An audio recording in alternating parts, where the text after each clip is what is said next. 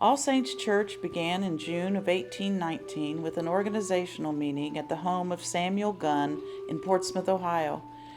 Bishop Philander Chase was present, and Dr. Thomas Waller and Mr. Aaron Kenny were elected as the first wardens. On June 23, 1819, the Reverend Intrepid Morris held divine services in the old courthouse that stood in the middle of Market Street between Front and Second Streets. During this service, Bishop Chase baptized Margaret Waller, which was Mrs. Frances Cleveland, and Mary Waller, the wife of George Washington Kenny. Church members met at the home of John Smith in December of 1820 to obtain an act of corporation by the Ohio legislature, and members proceeded to elect 2 church wardens and 5 vestrymen.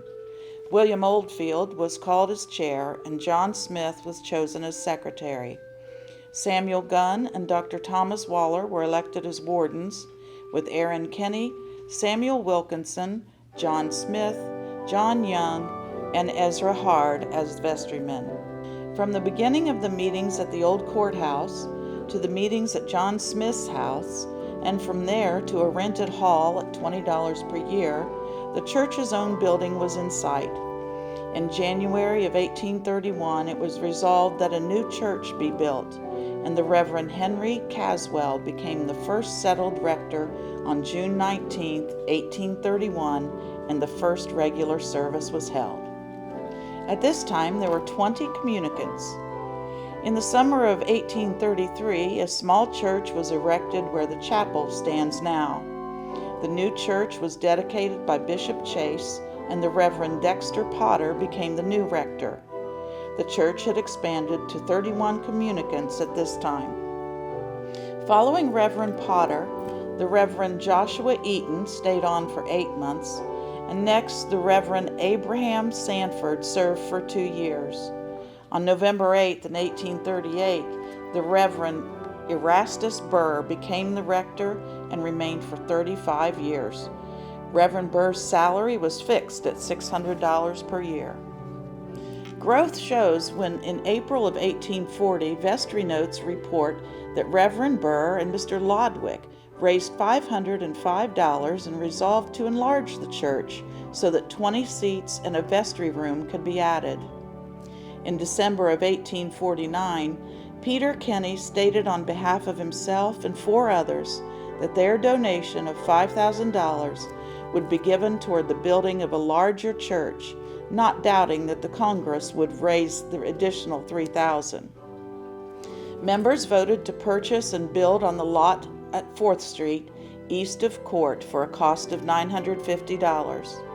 On September 3, 1851, the consecration of the current church was held.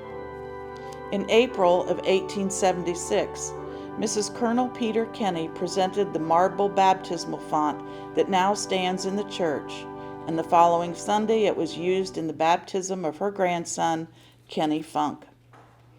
The interior of the church was sadly destroyed by fire on January 15, 1893. On July 5th of 1893, the church was rebuilt, refurnished with a new interior, pews, and organ. In December of that year, the Reverend Tucker Dallas became the next rector.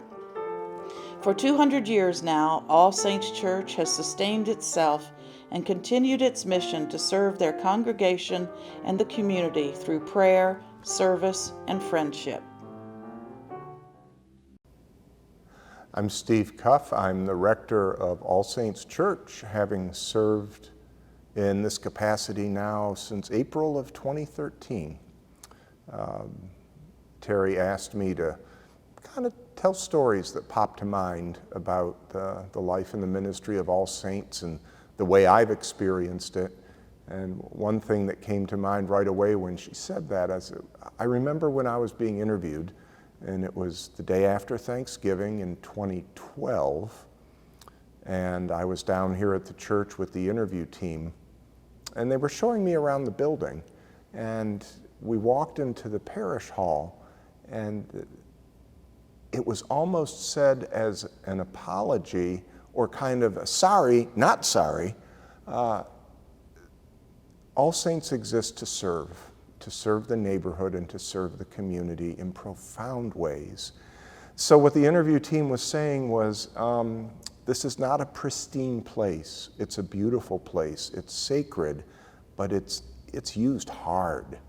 And we're not apologizing about that. The reason especially Gun Hall exists, it isn't really for our sake. It's for the sake of our neighborhood and our neighbors. And, okay. Are you making excuses because it doesn't look perfect? And then when I arrived, I got to be part of my first Loaves and Fishes meal, and I was just blown away at the way that the space that we take care of here at the corner of 4th and Court really is here for the sake of others. And that's such a Jesus-y thing to do, that our life and the property that we're entrusted with is less for our benefit and for the sake of God's love to go out into the neighborhood. And that first Loaves and Fishes day, when I got home and was just doing cartwheels onto the front porch, I couldn't wait to tell Beth what had happened and the people that I'd met and the way that the team in the kitchen had worked together. And it was like a well-oiled machine, this business of serving our neighbors, many of whom may not be inclined to worship here. And that didn't seem to be a barrier for anything. And then I got to know, throughout the week, getting to know some of the 12-step groups that are in and out of here all the time. And the way that they do care for this place and the difference that All Saints Church makes to them. That first week that Beth and I were here in Portsmouth, we went out to dinner one evening, and a server came in, took us to our table, handed us menus, took a drink order, and then she came back, either with drinks or with salads, and said, "Y'all aren't from around here, are you?" And I said, no, but I'm here now. And she said, "Why are you here? Why did you come here? People don't do that." And I shrugged a little bit, and then I said, "So where do we sound like we're from? From up north, maybe?" And because I've got that great Buffalo accent, everybody that lives around Lake Erie, we all talk the same way. And she said, "No, it's not really that so much. You just sound city-fied. And city-fied people just don't come here." And then I finally admitted, I said, "Well, I'm going to be the new pastor at All Saints Church in Portsmouth." Well, the server sat down. And she proceeded to tell a story about her addiction and her recovery, and in particular what an NA group, a Narcotics Anonymous group that meets here, meant for her at the time 20 years earlier. And she said, "I'm alive because of your church. Don't screw it up." But witness after witness from people in the neighborhood and all over the community of what All Saints Church has meant to them and their wholeness and their healing and their health. And All Saints really seems to be hardwired that way. A couple of years ago, there was an initiative in the diocese that we were supposed to get out into the neighborhood. We were supposed to have an exodus from our buildings out into our neighborhoods. And at the large meeting we had up at Proctor to talk about that, I began to talk about our neighborhood, and people were just staring at me. It's like, "You know everybody. You know everything that's around you." And I said, "Well, it wasn't rocket science. It's just getting to know people." And within the last couple of years, someone on vestry had mentioned that they see the role of the priest at All Saints Church to be an icon of the church in the community. And to be an icon is something through which you see something more. And that there is a very prevalent understanding among the parish that the role of the priest is to be out in the community, and that through the priest people will get an idea of what the church stands for and means and is and how the church serves. And initially I needed to dress like this in order for that kind of connection to happen, but that isn't true anymore. And by and large, if I am outside of our house, somewhere in Scioto County, I am representing All Saints Church. And so far that's gone pretty well. I suppose as long as I behave decently, that's going to be all right. But it's a blessing that the parish doesn't really think I'm supposed to be chained to the desk in my office throughout the day, but rather be out and about in the community, listening to people, talking with people, getting to listen to the stories of other people, and that happens a lot. The chance to sing with the chorale at Shawnee State University has been a tremendous gift. Singing with the Portsmouth Civic Chorale, doing a 5-year run of Theology on Tap on Monday nights over at Port City Pub. I have been thoroughly affirmed by the parish for just being out there in the community, and that hopefully that's something we all take to heart, that we all see ourselves as ambassadors and icons of what this parish means. And when we did some visioning in 2017, very quickly we landed on the 3 top values of this place. And it's hospitality, service, and worship. And it's in that order. There are people that think, worship ought to be number 1. Maybe, but hospitality is number 1. The welcoming of other people. And for me, the best definition of hospitality is, I will make room in my life for you. And boy, All Saints has been doing that for a very long time. And also hardwired to serve, to look for opportunities and to look for ways to make a difference in the lives of others, to make the lives of others better. And yes, to worship. And I got to tell you, for all the places I've been over the last 26 years, we do worship well with such a gifted musician in Justin, such a committed choir, a congregation that shows up and values Christ-centered worship that is far from being entertaining, but hopefully inspiring us and fueling us to go out into the world and be God's people. And this place is quite a blessing. This is quite a blessing. Whenever you are. Okay. Well, I'm Russ Kegley. I'm a 60-year member of All Saints Episcopal Church. And when I understood that there were going to be some remembrances recorded, I have tons of them, but probably the 2 that stick out the most for me is first and foremost was the soul of the church being the women of the church, and all the women who scurried around looking after our young lives as we were growing up.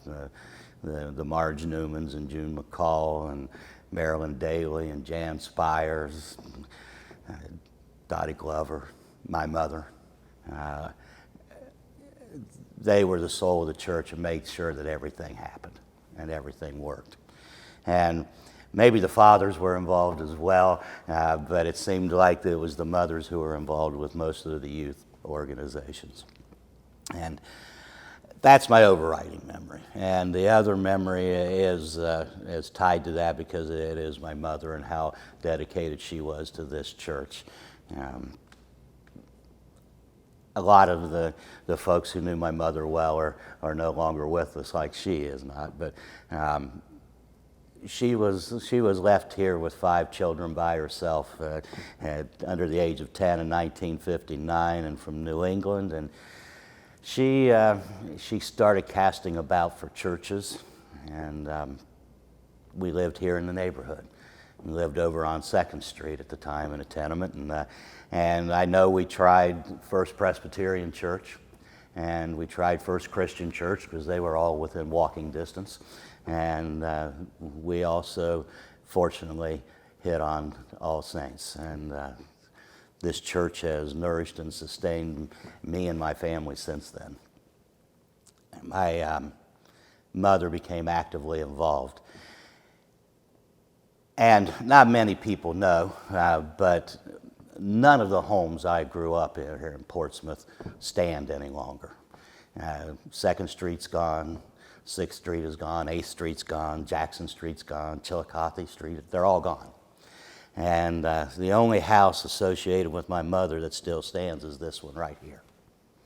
And not a lot of folks still here remember, but my mother spent her last 3 days on earth right here at the bottom of the chancel steps, waiting for her funeral. And so, even though none of the buildings that we grew up in or lived in were there, I always consider this now my mother's house. I know it's our father's house, but I consider it my mother's house, and this is where I always feel closest to her. And I thank you for allowing me to tell this memory, and I thank this church for allowing me to have the memory in the first place. Thank you. Hi, I'm Sally Schisler, and I am and have been a member of All Saints Church since we moved here in the 70s. My husband Dick and I brought our children up here, and in the 80s, this congregation sponsored Dick and me for the diaconate, which was a wonderful beginning of ministry for me. Even though I worshiped here for 20 years, the last 15 or so years I've been in the community of Ironton, Ohio.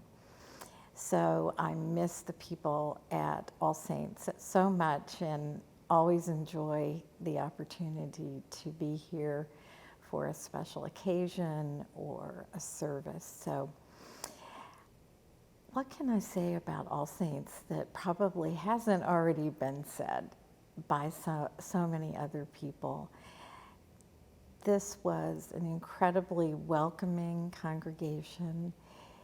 I had grown up as an Episcopalian, so it was not a question if we would come here, but if we would fit in, if this would be a place where we could get involved and make a difference. And that's always been the way this community welcomes you, and you can find a niche to serve meals, or there are just so many wonderful ways that we were able to do ministry. As the years went by, we became more active in the congregation. We served as lectors, as Eucharistic ministers. So this isn't just my home church, it is my spiritual home, and a spiritual home for our family. 200 years sounds like such a long time, and it is a long time to have the Episcopal presence in Scioto County. And yet that's just a drop in the bucket, really, to the whole ministry of Jesus and of the Spirit being present in this place. So congratulations, All Saints. Here's to the next 200 years. My name is Dee Russell, and I've been a member of All Saints since 1991. And I want to tell a little bit how I became a member and how I started going here. It was in the summer of 91. It was on a Saturday, and I was in Kroger shopping. And in the line next to my line was Father Chris Thompson, at the time was the rector of All Saints. And he commenced to ask me what I was doing tomorrow, which would have been Sunday. And I said, I wasn't planning on doing anything. He said, well, I'd like to invite you to church.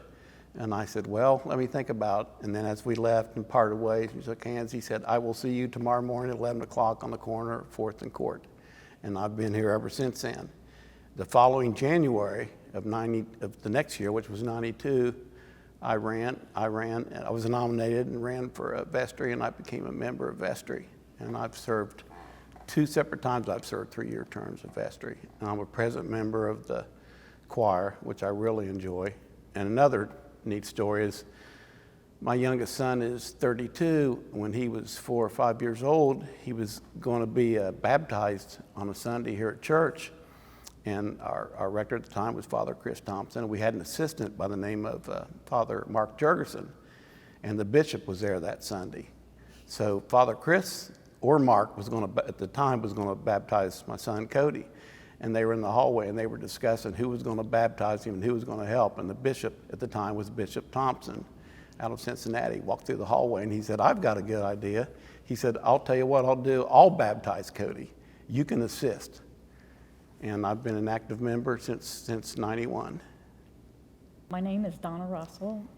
I've been coming to All Saints since April of 2007.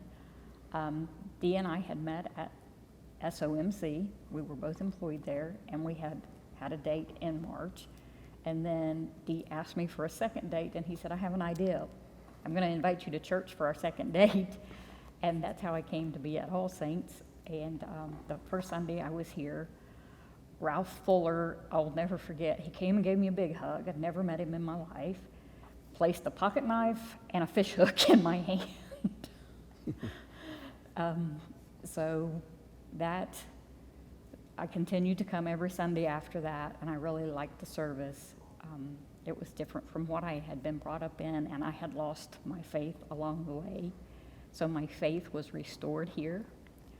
And in November of 2007, I started having conversations with our rector at the time, Father Jeff Queen, and we were talking about the prison ministry, getting a prison ministry started. And the reason is because I have a son who's been incarcerated 3 times, and he had messaged me or written to me several times and said, "Mom, could you send this guy a birthday card or just a note of encouragement, because he's been here like 5 or 6 years and nobody's ever written to them."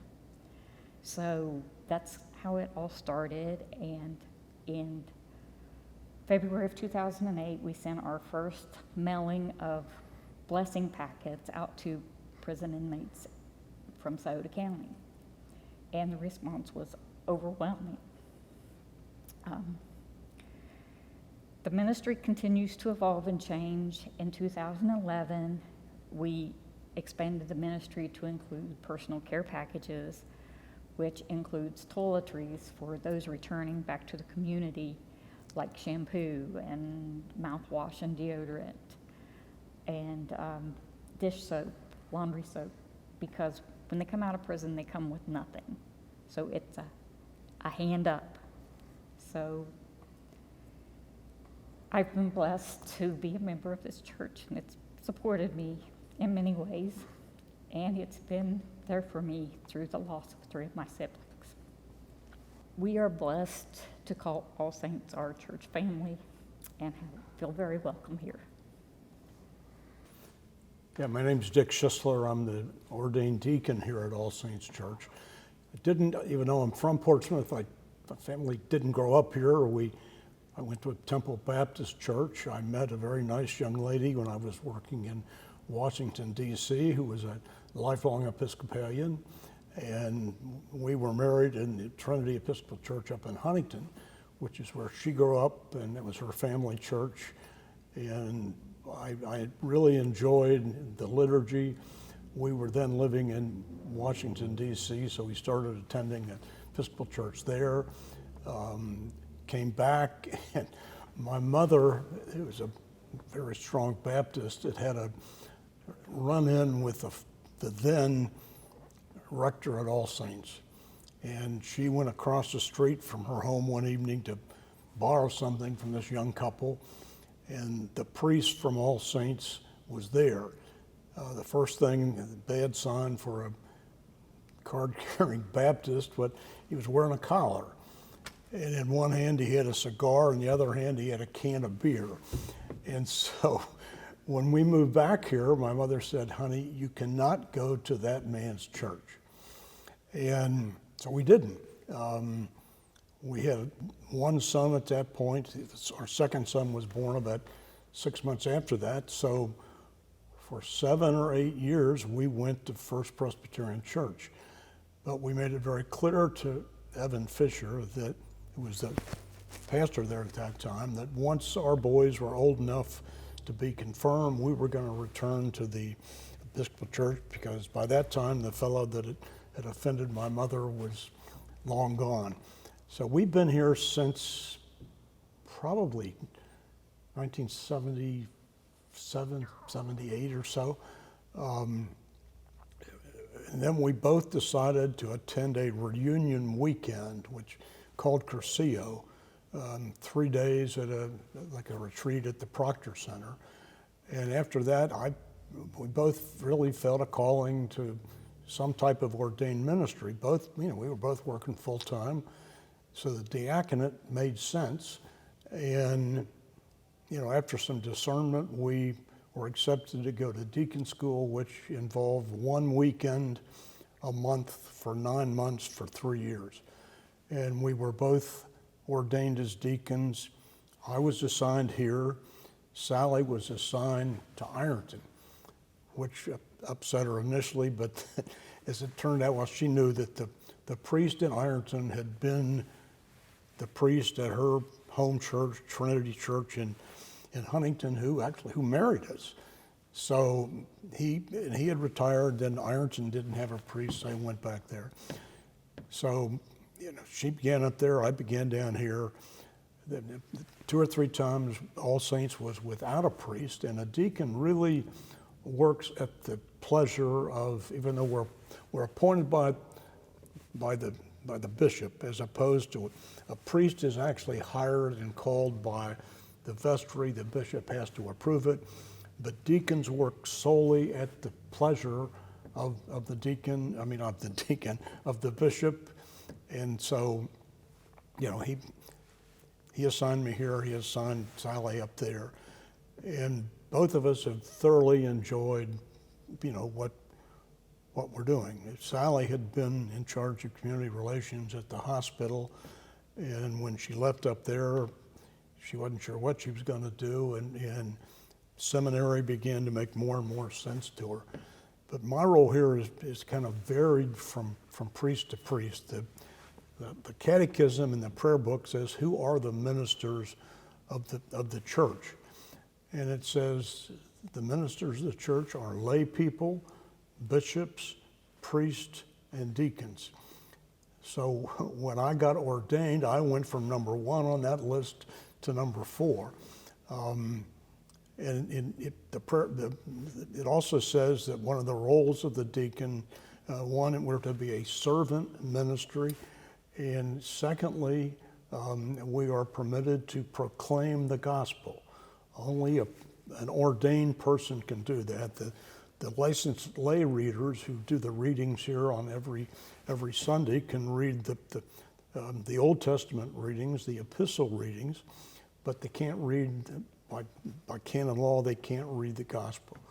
Only an ordained person is permitted to read the gospel. So that's when it says specifically one of the roles of the deacon is to proclaim the gospel. That's why every Sunday the lay reader reads 2 of the lessons, then we sing a song, then I proclaim the gospel, and if I'm not here, the priest does it. Oftentimes if the priest is out of town, somebody needs a clergy visit at the hospital, they call me, I'll do that. And just about anything that anybody wants to talk about. I've got an office upstairs. I've been known to, I meet with people up there at their request. A deacon is not allowed to marry people. And someone said, wait a minute, I thought you've performed many, many weddings. And I said, yes, I have, but I haven't done that as a deacon. I've done that as a judge. Municipal judges in Ohio are permitted to perform weddings. I won't do one in here because that would be a liturgical service, and the bishop has been made it very clear that he has no problem at all with my performing a wedding as a judge, but not to do it in the sanctuary. And I said, no, I've never done that. We've had several instances where I married a couple in the side yard of the church, and then everybody processed right into the church, and there's actually a liturgy for the blessing of a civil marriage. So the marriage that I performed in the side yard was then blessed by a priest within minutes after I had proclaimed this couple to be husband and wife. So that in a very long nutshell is what the role of a deacon is, and I thoroughly enjoy it. A year or two after we started attending here, it was decided to totally redo the sanctuary. Our priest at the time's wife was an interior decorator. She found an old picture of the sanctuary, and all this space up here that's open was filled in with particle board. The beams that are now painted white were dark brown. There was some ugly carpet on the floor, and this just was not an attractive place. And so we met in the Guildhall for probably 6-8 months while this entire renovation was going on. And as it just happened, the first Sunday we were able to return to the sanctuary was Easter. And so all of the flowers, all the happiness that comes with Easter, all of the many people that are here, and then you see them again maybe on Christmas Eve, but the place was packed, and it was just a very moving, meaningful, and this place is beautiful, and a lot of people when they come in rave about that. That wouldn't have happened in the prior, and there are pictures around here that show how unattractive it was, but now, I mean, a lot of people, when they're here for the first time, say, this is what a church should look like. And we're all very proud of that. I'm Chris Thompson, the Reverend Chris Thompson. I think I was the 24th rector of this parish. I was born here in Portsmouth. My father was a member of this church, but my mother took him away over to Second Pres, and that's where I was baptized. And after around about time of moving from here to West Virginia and North Carolina, and then back to West Virginia in the Northern Panhandle, we found our way back into the Episcopal Church. And from the age of 12, I wanted to be a priest in the church, and never with the idea or thought that I would at one time come back to my hometown and be the rector of this magnificent and wonderful congregation. I was blessed to be here 10 years. If God had not called me away, I might still be the rector, who knows. But my family were the Milsteads, and they were longtime members of this congregation. As a matter of fact, the last member of this congregation was my cousin Mary Fuller, who was the daughter of Ruth Milstead and Roush, and she was here when I returned. And my grandmother was, on my mother's side, was here, so it was nice coming home to family. 10 wonderful years here. This congregation accomplished a lot. Not only you'll see probably within the context of this video the renovation which was done here during my tenure, but the church itself reignited in its continuing outreach to the community. This church was responsible for Loaves and Fishes, which feeds the people of Portsmouth and the surrounding area almost every Saturday in a variety of different churches. The initial churches that were a part of that was First Pres and St. Mary's in All Saints. This parish created and helped ignite a homeless shelter for families, which didn't exist before and still exists to this day. And the executive director that I was responsible for hiring is still the executive director of that. The acknowledgement of the second oldest Alcoholics Anonymous community in the state of Ohio is right here, the United Group. This parish holds an incredible amount of history. The previous organ was a hand-me-down from St. Paul's Cathedral in Cincinnati, Ohio, after the flood had destroyed the interior of this church. New pews were brought in. It's pretty amazing. And the saints live on here at All Saints with the addition of, during my tenure, of the columbarium, where many of my former parishioners now reside with other saints. This is the place where two of my children were confirmed.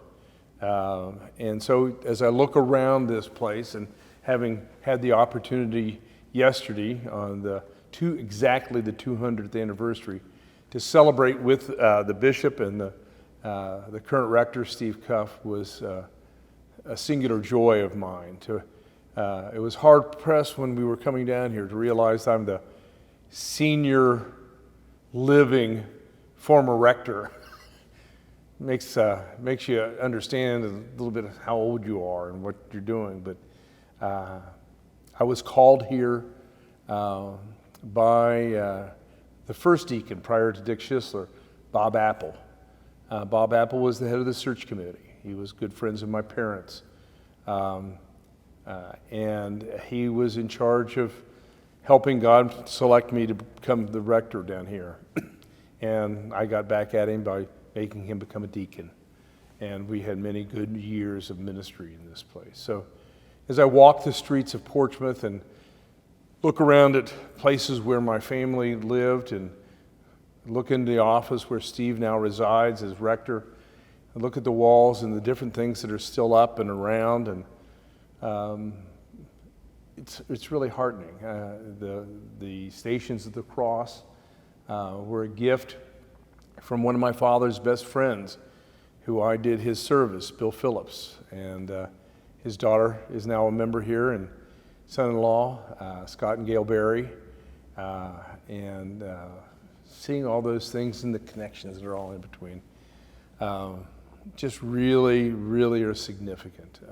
One of the unique things yesterday I thought of is, as I was looking at Steve, I realized that the present rector and senior warden are Steve Cuff and my son Jay Hash. And when I left here, I was rector and the senior warden was Lee Daly, and all four of us were a part of the service. Really phenomenal, really wonderful. And I'm thankful that I got to spend 10 years in this place, surrounded by incredibly loving people, and being re-engaged with my family. So I guess that's the main piece of it. I know I'm forgetting something. Every time I walk through the sacristy, I think of Janet Dunn, and who is the perpetual head of the Altar Guild. And I think of the many organists that played back there, and how blessed this place is with Justin, and the music that is magnificent.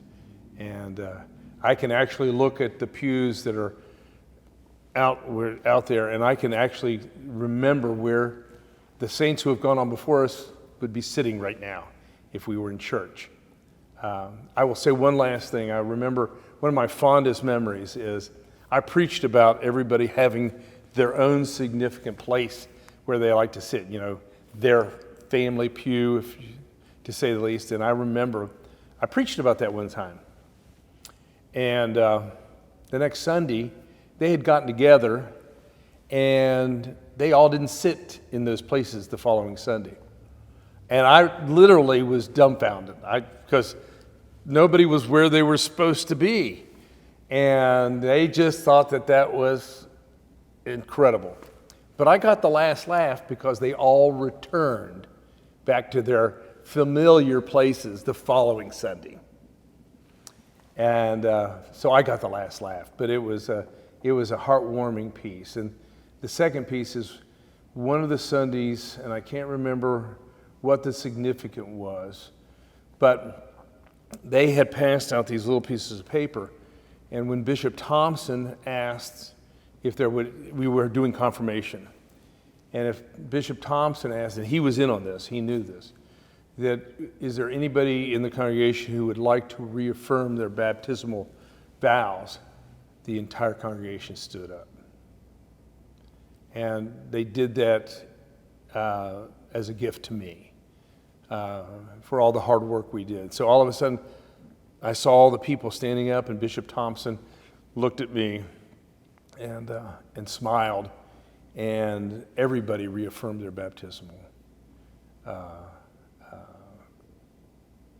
vows. And I could keep going on, and I'll add one about this doesn't have to do with my daughter. This has to do with Rachel, Vicki Daly's daughter. Rachel thought Bishop Thompson was my father, and he was coming to visit. Well, Vicki didn't tell her any different, but Bishop Thompson, if you see his picture in the wall, was African American. So when Bishop Thompson arrived that Sunday morning, Vicki went and got Rachel and said, Bishop Thompson's here. And she came around the corner, because she was only about 6 years old maybe, thinking it was my dad. And and Bishop Thompson knew about this. And as soon as she turned the corner, she just stopped dead in her tracks. And Bishop Thompson walked up to her and said, well, Rachel, it's a pleasure to meet you. I am Father Thompson's father in God. And she just was dumbfounded. So I think about all those things, and the blessing. Vicki was my Christian education director for a period of time, and I think about Mima Vita, who was the parish secretary when I was here, and all the senior wardens that I got to work with in the vestries, and all those type of things. So I wish I'd be around when this is getting opened up. And you might have to put the technology in the capsule too, when you consider what it's going to be like 25 years from now. But I'd love to see what somebody sitting here looking at this, and you don't have to remember me so much. That's not important. But as long as you're carrying on the ministry of this magnificent place and meeting people where they are instead of where you expect them to be, and feeding them, loving them, giving them God's grace, then all of this is relevant 25 years from now as it is relevant today. So God bless you all, and thanks. Hello, I'm Jay Hash. I've been a member of All Saints Church since 1986, and I'm very grateful for that. Currently, I'm the senior warden at All Saints for the year of 2018. And I'm doing this recording just to express my gratitude and tell anyone who cares to listen how important All Saints is to me, and has been to me and is to me now, and I plan on it being important to me in the future. And I think All Saints has always been really important to Portsmouth and Sauter County, maybe now more than ever. But I don't know a whole lot about the history that goes back 200 years, but I know a little bit about what's happened since I've been here. And I've come to All Saints, and not just as a church member, but as a community member who benefiting from a lot of the different programs that have been offered here, and the spaces that have been made available in Gun Hall. And so I'm aware of what happens in this room right here, but I'm also really aware of what happens in the room to my left, helping people in recovery. And that I'm aware that that's been going on at least since the mid-1940s. Were you getting that? Sorry, that was my phone. I saw y'all. So you can edit all this part out, right? Yes. Sorry about that. Let me turn that off. No cell phones in 1819, were there?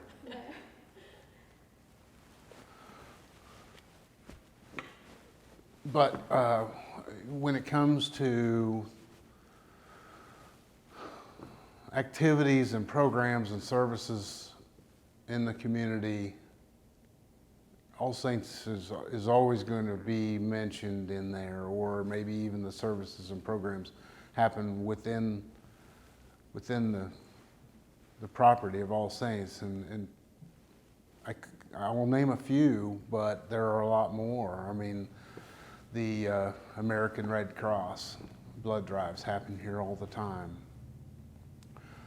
There are probably 100 people here every Wednesday and Saturday night trying to recover from alcoholism. All kinds of other programs as well, community dinners, trainings, concerts. All Saints is and wants to continue to be in the center of all that is good about Portsmouth, or all that is about making Portsmouth a better place to live, to raise families and make a living, and change our part of the world. If we can't change the world, we'll try to love our neighbors and love God and change this part of our world. And I get to experience that with people who go to church here. I get to experience that with people who don't go to church here but come next door. It's a wonderful thing. And All Saints has been there for people who some folks aren't interested in helping. Some folks are not interested in helping some of the people who come in our doors, whether it's a person who needs help with food, or needs help with their spiritual life, or needs help with a driver's license that they can't pay for yet, or needs help with utilities, needs help with getting married, or all kinds of different things. All Saints is there for people who have trouble getting help from other places, whether it's jails, prisons, treatment centers, homeless shelters, people who are living on the river, or living in some of the nicest homes in town. It's there for everyone. And I'm really proud of our church, not just our local church, but our national church and international church, about how inclusive we are with people, and who, and inviting people and wanting them to be part of what happens here and in our church at large. So that's all I planned to say, so feel free to ask me questions. I keep looking. I answered a couple of those questions too. When you answer that question, just look right here like you're talking to me. Okay. All right. I kind of answered that as you asked me. Yeah. Okay. Do you have any colorful memories, like any funny stories you wouldn't mind sharing with us? Are you hungry, Jay? I am hungry, but that's all right. I'm gonna wait.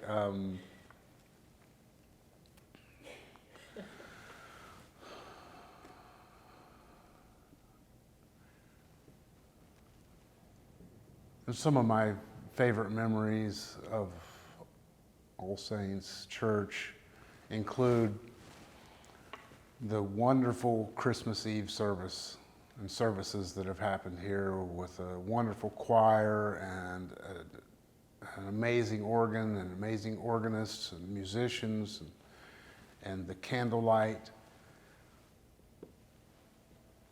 the aromas of the incense, and the presence of Jesus Christ, of course.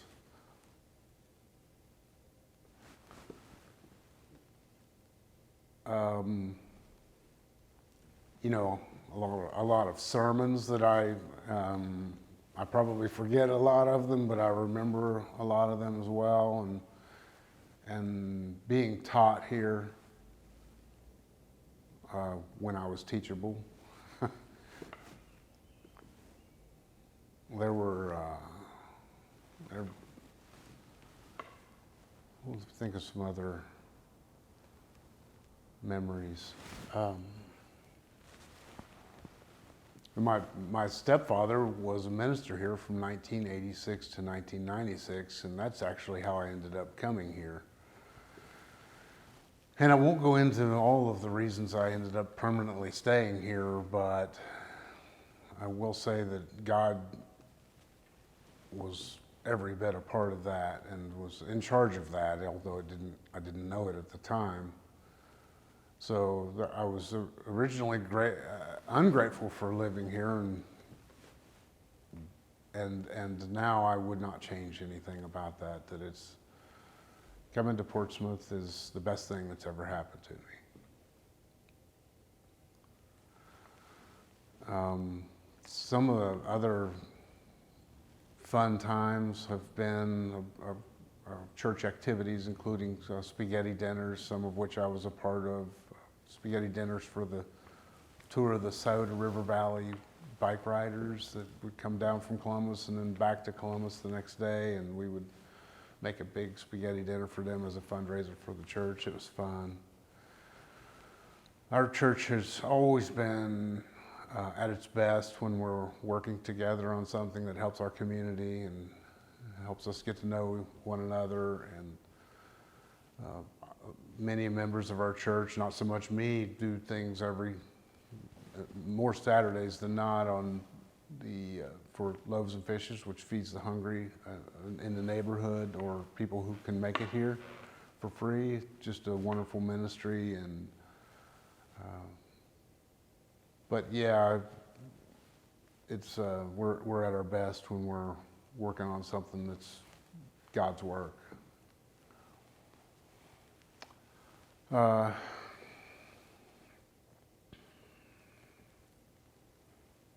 know, we've had some wonderful members who have some really impressive histories from fighting in wars.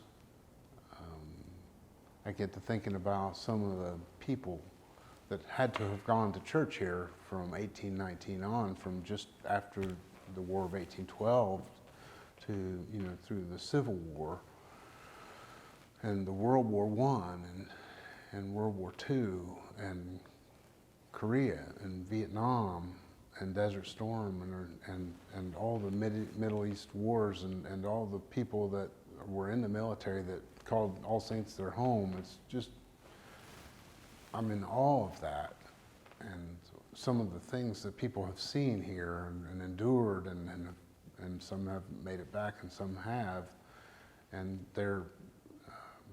and how All Saints has embraced them and kept them in their prayers. And so when I think about the 200 years, you know, I enjoy history, but I think of some of the things that have happened, and that this building was here for most, if not all of that. It's just an amazing thing to think about, and fills me with gratitude that I get to be here, and fills me with some responsibility as far as what happens from now on, or at least our part of what happens, and being a good steward of the church and all the people that put blood, sweat, and tears into this building. And, you know, it's endured floods, and it's still here, and it's endured recessions, and it's still here, and it's endured population decline, and it's still here, and it's still going to be here, and it needs, but we should not take that for granted. Who's that going to be? Is it going to be this person or the person on my left? And it can't be that. It has to be us. And I think telling the story in a way that it continues to get told may help people further appreciate what this place is about. It's, you know, it is a building, but it is about the people, and we want to continue to be there for our community and, of course, for God and Jesus Christ. But that's what he wants us to do, is to help others and love others. And so it's a pretty big responsibility, now that I think about it. Good. Sounds great. My name is Linda Walker, and I'm a member of All Saints Church. My name is John Walker, and I've been a member of All Saints Church since 1949. My name is Linda Walker, and I'm a member of All Saints Church. My name is John Walker, and I've been a member of All Saints Church since 1949. Mr. and Mrs. Walker, what does this church mean to you? Well, we have quite a bit of history with this church because we've been married 57 years, and we were married in the church. And we have 3 daughters, and 2 of them have been married at All Saints. So I love this church because of the serenity of the service and all the good things that the Episcopal people stand for. I have been a member of the church since 1949 and became a member because our organist, Mrs. Dorothy Canos, was also my piano teacher. Started taking lessons from her in 1942, and in 1948 she said, we're going to start a boys' choir at All Saints Church, where she had been a long time organist. And her husband was the choir director, so it was a natural fit for me to come to sing in that choir. Prior to that, I'd been farmed out to various churches in the east end of Portsmouth. My family thought that I needed to go to church. None of them went, and so I came here to sing in the choir, and my parents come to hear the choir, and that's how we become family members of this church. And then when I met my wife, and we were married in the church, she joined at that time in 1961. The choir was here for about 3 years, and we went to choir camp up on Lake Erie back in the late 1940s, and that was a wonderful experience with competing choirs from Staunton, Virginia, and Pittsburgh. And the men of the church drove maybe 20 boys up to Middle Bass Island in Lake Erie, then picked us up a week later, and we sang and performed in an actual Episcopal service on a small church on that island. Then I went off to college, and then we were married in '61 while I was in medical school, and then we moved back to Cincinnati and got away from the church till I came here and practiced in the late 1960s, and have been members since that time on a rather regular basis, particularly the last 17 or 18 years since I retired. And I am back now singing in the adult choir and sitting in the same place where I sat in 1948 at the current time. Now, in all your years here, do you have any funny stories you'd like to share? Funny stories. Funny stories.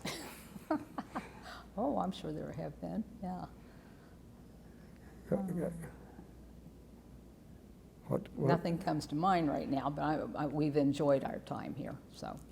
Well, just in doing the spaghetti dinner for the bicycle riders, that's a lot, can be chaotic at times, and we've helped in that endeavor. And I served as junior warden for 3 years, and then senior warden for 3 years. And way back when, probably 10, 12 years ago, as junior warden, I think from 2004 to 2006, I was able to open that dumpster and climb up in it and smash things down so we could put more debris in it. And I was laughed at by fellow parishioners helping me with that work. Now, where do you think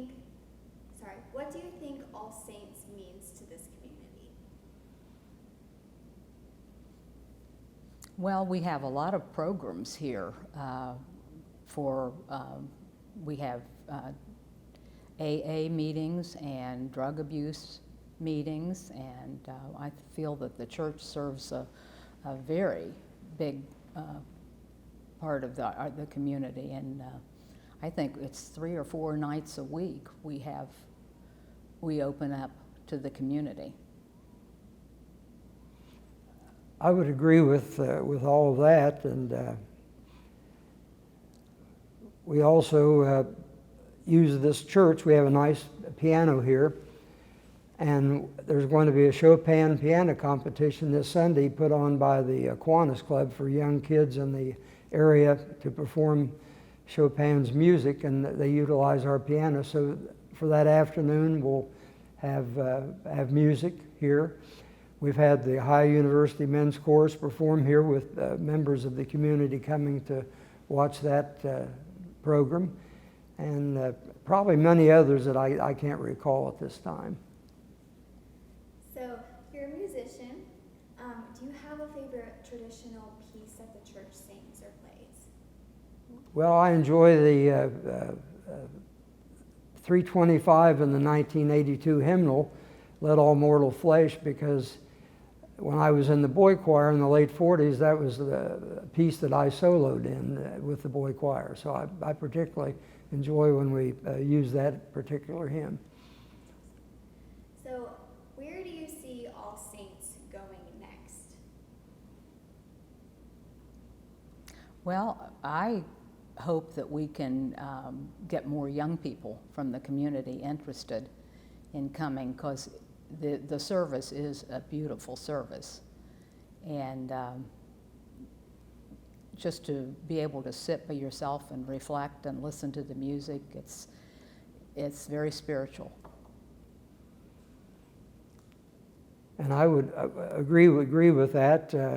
It's a very welcoming church, very warm. The parishioners are a lot of them have been long-time friends. And I particularly enjoy the singing back in the adult choir, because the choir master's grandfather, when he was 10 years old, played on my Little League baseball team that I managed back in 1956. So I have a long way back with the choir master's family. Do you have a favorite tradition here at the church?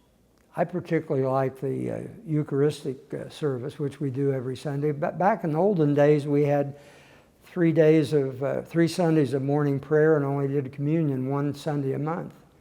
And early on, I was sort of shy about going to the communion rail, but since I grew into adulthood, that's no problem now.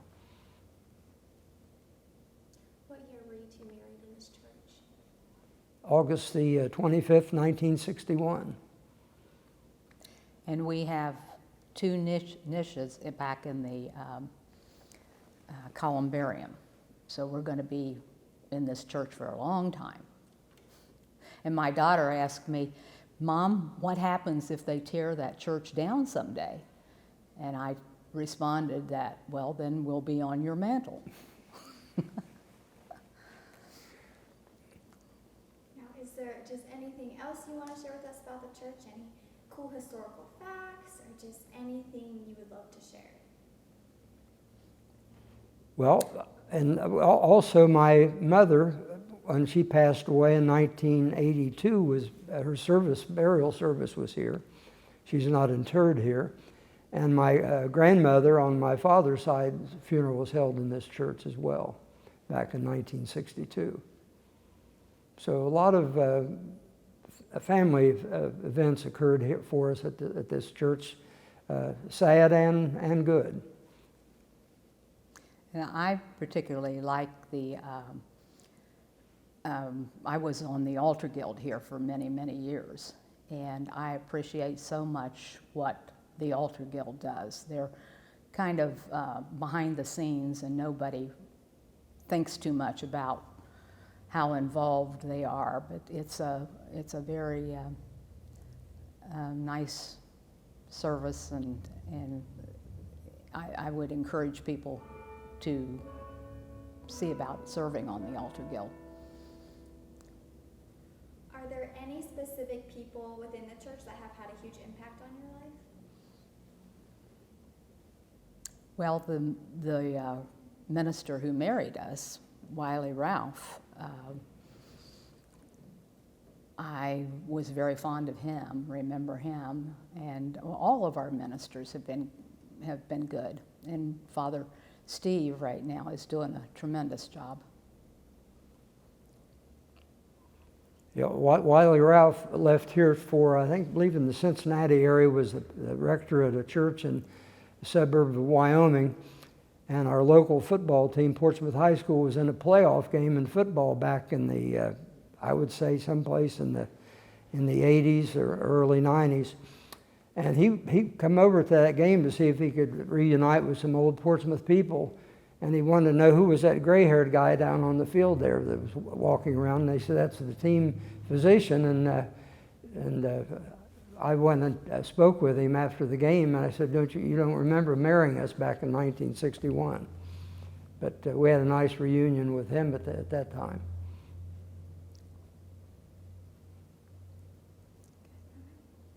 Is there anything else you'd like to add? Pardon me? Is there anything else you'd like to add? Anything else? I can't think of anything else, but what? I mean, look at my notes here. I think we probably should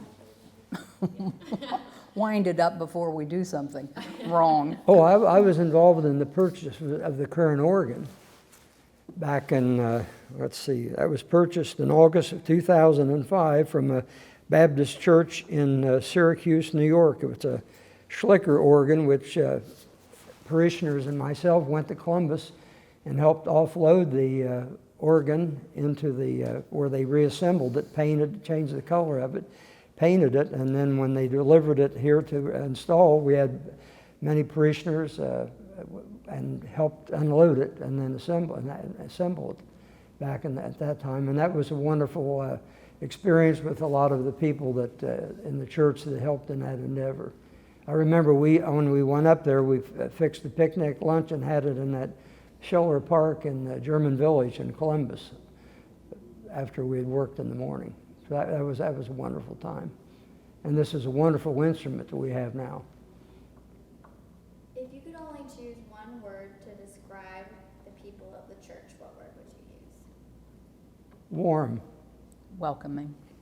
So I've been going to All Saints for 38 years, my whole life. I was born an Episcopalian. My entire family has gone to church here for as long as I can remember, obviously. I started coming with my Nana and Papa, and then my mom and dad go here as well, and so does my sister and her family. And I started when I met her, and I guess around 2001 I started coming. We got married in this church in 2003. We've had 2 babies baptized in this church, 2 little girls. We have a 6-year-old Addison and a 9-year-old Kaylee. We also buried a child and had a funeral in this church, and her name was Hannah. So back in the columbarium are my grandparents, my uncle, and our infant daughter. So having been here, Mary Grace, yes. you said 38 years? Yeah, I guess, right? Do you have any funny memories? Funny memories? I just have a lot of fun memories. Yeah, fond memories. I was, as a kid, we had a strong Sunday school program, and I was part of a youth group. And then I became an acolyte and was an acolyte from 4th through my senior year of high school, 4th grade, through my senior year of high school. And then once I graduated from high school, I became a member of the choir, and I'm still currently a member of the choir, and I serve as a Eucharistic minister, and I'm a lector. As far as fond memories, you know, some of my favorite things about All Saints, of course, are the people that are in it. They're my family, and I love the services that we have during the holidays. Christmas Eve is a beautiful service, and I've been singing "O Holy Night" at our Christmas Eve service now for about 20 years. But it's a beautiful candlelit service, and that's one of my favorite things about the church that we do here. What about you? Yeah, the Christmas Eve service, I really like that. During Christmas time, I like how the church is decorated. And when we green the church and the service itself, the midnight mass, that's pretty neat. I never experienced anything like that before we came here, and it's a little tough the next morning, with the kids and getting up early, being here late, but it's really neat to have that service. What do you think All Saints means to the community? This place is a very important part of the community, the downtown community. With the different services that we have here, the different groups that we allow to come in and use our facilities. I mean, you have people from all of the different NA, the AA groups. You have Loaves and Fishes where we feed individuals in the community. And then I know schools have meetings here, Red Cross. You have there's a lot of community involvement with All Saints. Do you have a favorite community outreach program through the church, like Loaves and Fishes, or is there something that you participate in that you enjoy? What do you think? What would be with little kids at home? I mean, honestly, we don't do much with Loaves and Fishes. I guess for us, as far as community outreach, we donate items for various things. When they do the backpacks at the beginning of the school year, we usually do a backpack, or at Christmas time we adopt kids and do Christmas gifts for kids. So I guess as far as the ones we're involved in, those are the ones we're involved in, the ones that we don't actually have to be here, but we can contribute in other ways. And then for both of you, is there a specific person in the church that has made the biggest influence on your life?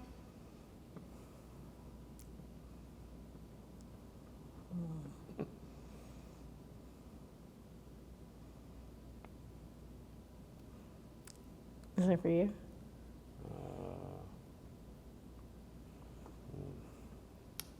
I guess her, since she got me here. So many people in this church have impacted my life in a lot of different ways. Personally, definitely, probably the most, and then spiritually, obviously, as well. But and a lot of those people, unfortunately, have gone on and have passed away. But growing up, I have so many people, so many families that were important to me and part of who it's part of who I've become. My godmother goes to church here, Jerry Nurse, and she's always been a central part in my life. And then, of course, my like I said, my whole family goes here. My Nana was probably the one that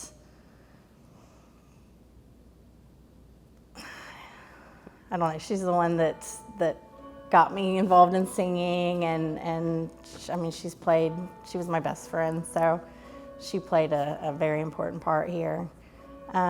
Dick and Sally Schisler were also, there was a time where we had a priest that kind of rubbed some people the wrong way, including members of my family, and it was at a time when I was just entering college, and it was a time when I could have very easily stepped away from the church.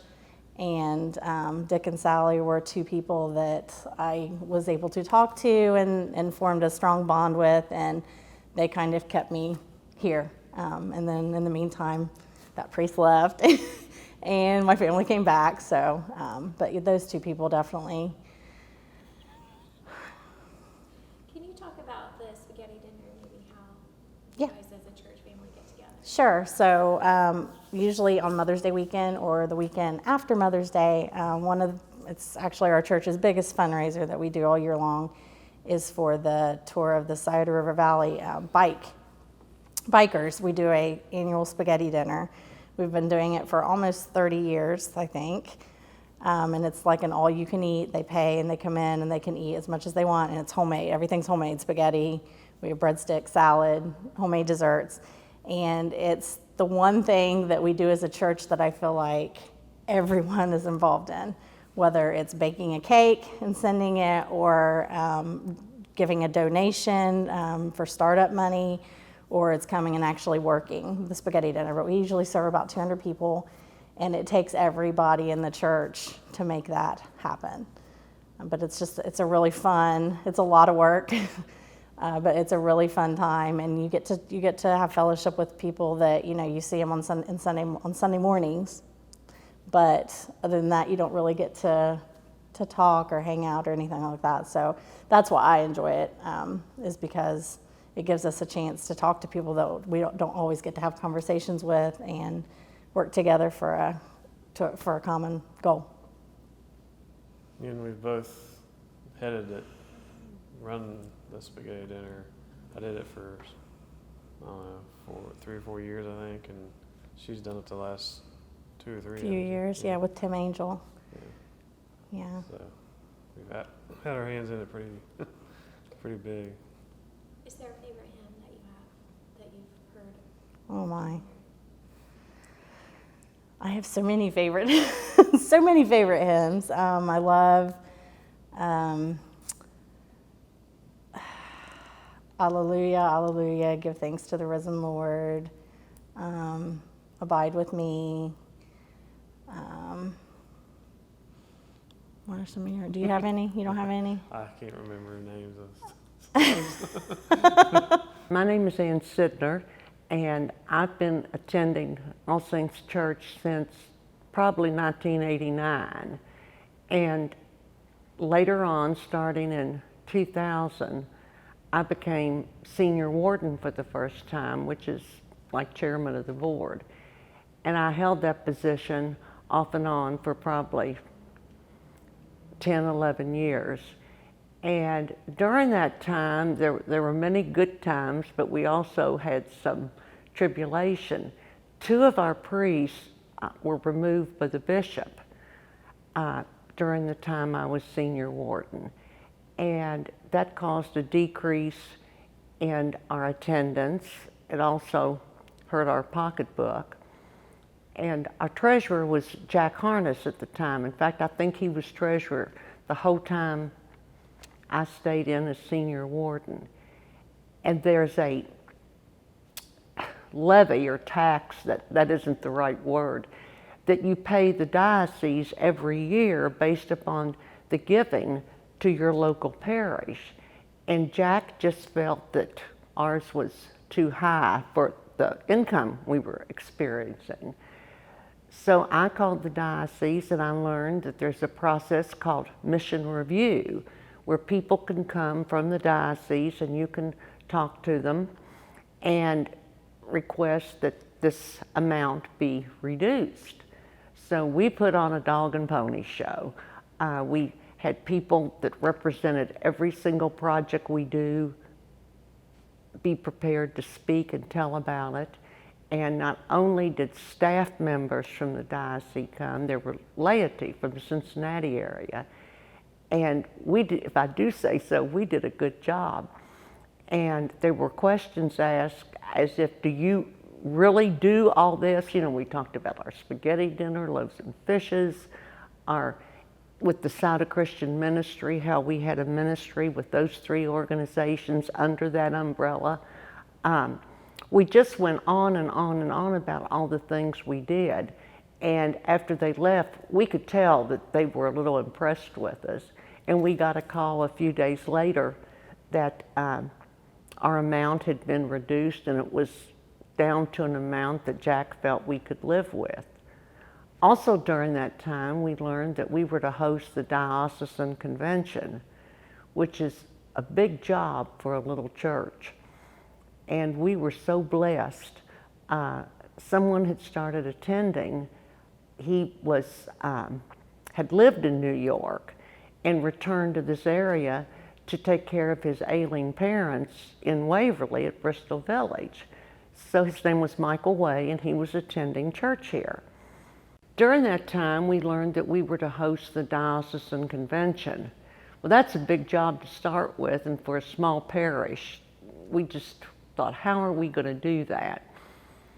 And so many times throughout the years that I've belonged here, I just see God opening doors and showing us the path we should take. Well, we had a new member that had moved from New York to Waverly to take care of his ailing parents, and he was attending church here. And I was telling him one Sunday, you know, what a daunting task that would be. Well, it turned out he'd been over food service for the Olympics in Salt Lake City and in Europe, and was used to working large venues. And he said, I'll be happy to work with you all. Well, we also had our own Vicki Phelps, who worked at Shawnee State at the time. That's where we decided we'd have the convention. And the president of the university at that time was attending church here. So, you know, we had a all-star team, and it just went beautifully. In fact, we were so organized. Michael, the gentleman that helped us with the food process and food service, suggested we do an Italian dinner the night before the convention started to earn money. And we said, we can't do that. Well, we did, and we limited it to 100 people, and the tickets sold immediately, and we did a really super Italian dinner. And a lot of the things that Michael taught us to do and that we did that night, we've incorporated into our annual spaghetti dinner that we have for the bicycle, and the bicycle tour. And saying there were long periods when we didn't have a priest, we were given a list of priests in all southern Ohio that we could call to be here on Sunday. They were called supply priests. And the secretary here at the church and I worked on that a lot. Well, one Sunday morning, bright and early, my phone rang, and it was our supply priest for that day, who said he couldn't come. There'd been an illness in his family. And I thought, oh. So I had to get up before church started and announce to the congregation. I said, I'm so sorry, we don't have a priest today, and told what the problem was. And I guess we'll have to do morning prayer. Well, all of a sudden in the back of the church, this hand goes up, and this tall, thin man says, I'm a priest. I said, come on down.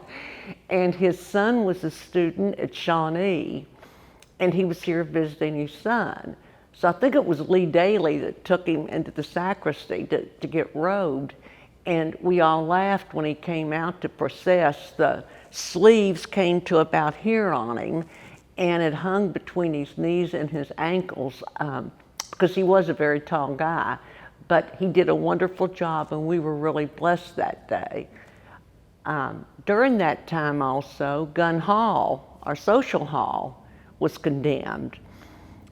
We'd had some roof issues, and as people were inspecting that and to see what needed to be done, evidently there'd been a fire, you know, many, many, many years ago, and there were big timbers that were used when Gun Hall was constructed, and evidently there was an issue with those.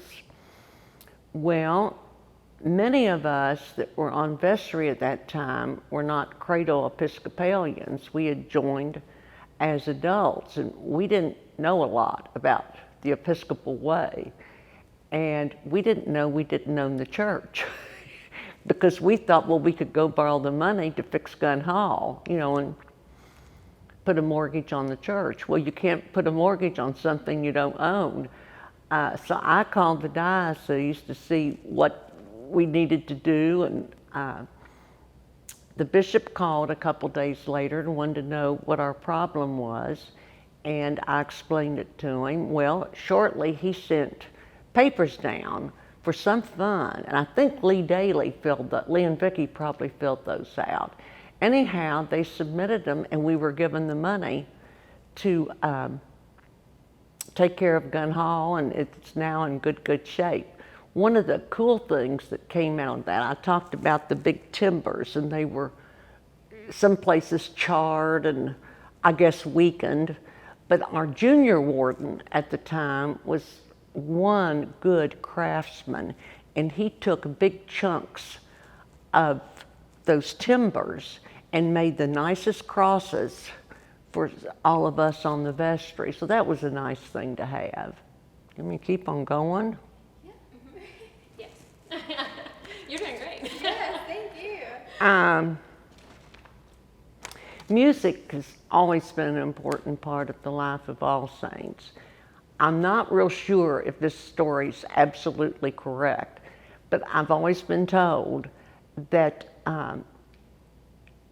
how we got the organ we had previously to the one we had. As most of you know, Portsmouth was devastated during the 1937 flood. In fact, there's a plaque outside on the building that shows how high the water came. And needless to say, our organ was ruined.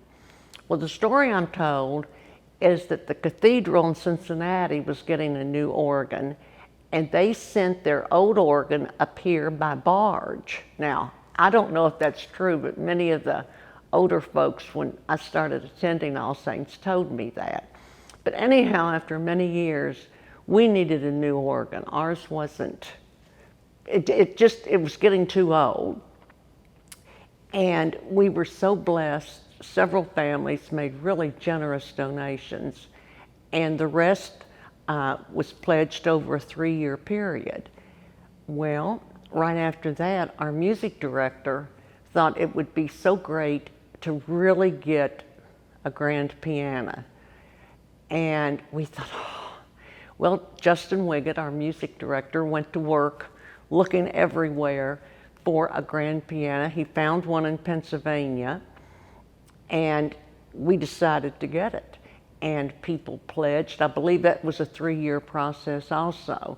And we felt it would be a useful tool for other organizations and clubs in the community to come in to ask to use our church, to use our fine piano.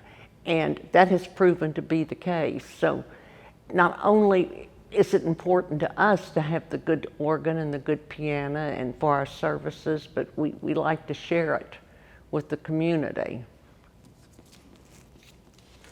See what else? Wonderful. Yes. Convention. I don't have my glasses. That's a convention dinner. I've done everything I talked about. Do you have a favorite hymn? Well, I was raised in a fundamental church, so my fundamental hymns would be the old hymns, like I Come to the Garden Alone and Amazing Grace, that sort of thing. I'm not a big fan of some of the hymns we have in our hymnal. Are there any other people in the church that have had an impact on your life?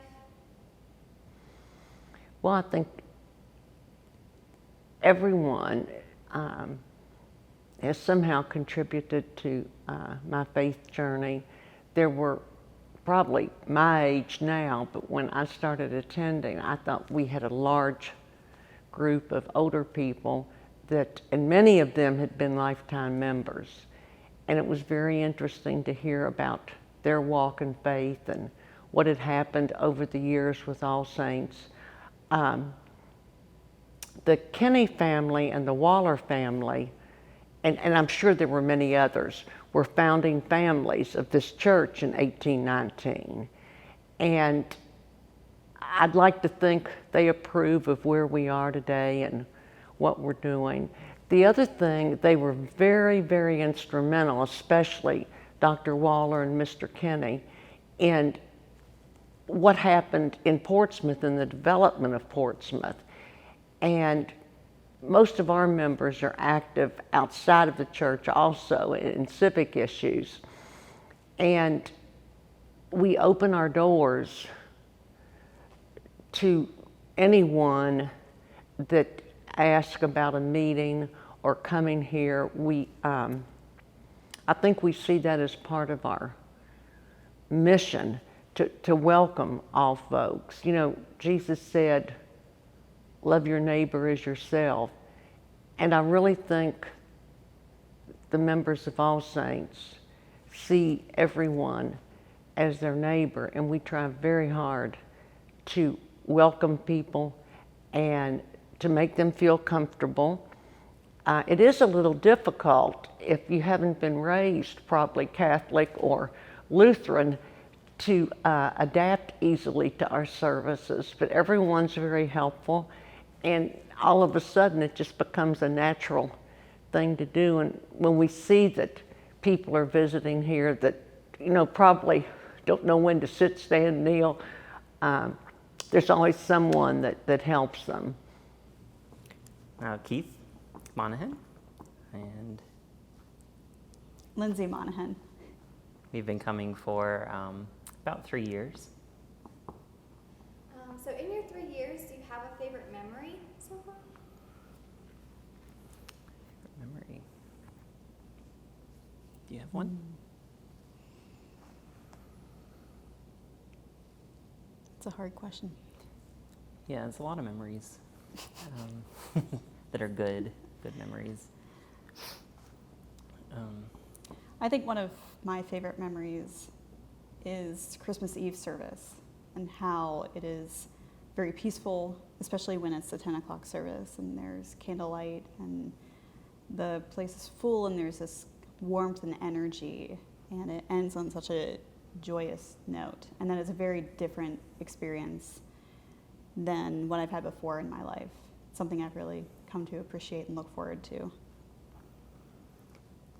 Yeah, I think about the picnics we have, getting together as a community and celebrating. A lot of the community events that we do, that's just what stands out to me when I think of All Saints. So how did you guys find All Saints? Like, what brought you here? We found All Saints because of a mutual friend of ours through the organization I used to work with, live in Cincinnati, and he said, Portsmouth, that's great, you're moving closer to Cincinnati. I actually know this guy. He does a Theology on Tap thing. And I thought, that's pretty unique for a small town. I should check that out. And we often joke that the All Saints service is at 11 and Second Presbyterian's at 10. So we decided to try out the 11 o'clock first. But really, it was such a great fit that we came here our first Sunday in town and we never went anywhere else. So how would you describe the people of All Saints? Very generous, very giving, thinking what they can do first for the community. And I would say they have a lot of various backgrounds and experiences in the community. Some have been here for 3 generations. Some people have been here for just a few years. And they have a variety of different life experiences, whether they've lived on the West Coast, whether they've always lived in South Shore. And I think that adds a rich complexity to the congregation. There are folks who have been in different faith traditions and different experiences, and that type of insight really makes it a deeper, richer type of community, and a community that's very committed to our actual physical location and being in Portsmouth. And I think there's a mindfulness of where we are placed and the significance of place. Are there any people in the church that have had an impact on your life? Or influenced your life in some way? Definitely. Lots of people. Yeah. Father Steve is definitely impact on our life. Just so many people that we've met. I don't know if you want to name some people, talk about that. Yeah, I think there are lots of people who made us feel connected. I know from getting together at Coffee Louse with Tim and Stan and John and feeling very connected and very at home from couples like Mark and Barbie Figelstaller and Vicki and Lee Daly, who have this really great history of the church as well. And Father Steve as well, that it's been a really important journey for us to be part of that community. When I had surgery 2 years ago, it was really meaningful for Father Steve to do an anointing, and that was something that he had suggested, and he actually asked some people in the congregation to come out, and I had never done such a tradition before, but I'm definitely sold on it now. I think everybody should get anointed for the challenges they face in life, but how meaningful that was to know that a community gathered around me through a very anxious season of my life, anticipating such a life-changing surgery. And that meant a lot to me. And to have him and Beth be very supportive also post-op. He was the first person to visit. He didn't really care what I looked like. It wasn't good. But him and Beth also took me to my first post-op appointment when I couldn't drive. And to know what that means to somebody who's relocated, it just means the world, because you don't have family surrounding you, and so your church becomes that family in a sense and means a lot to us. My questions went away. So, do you have any funny stories that you've heard or experienced? I wish I had more time to think about this. There's the bat. Yeah, there was the bird that flew around in here during Easter service. That was funny. The entire service. It was a starling. Yes. It just flew back Yeah, and back forth. and forth.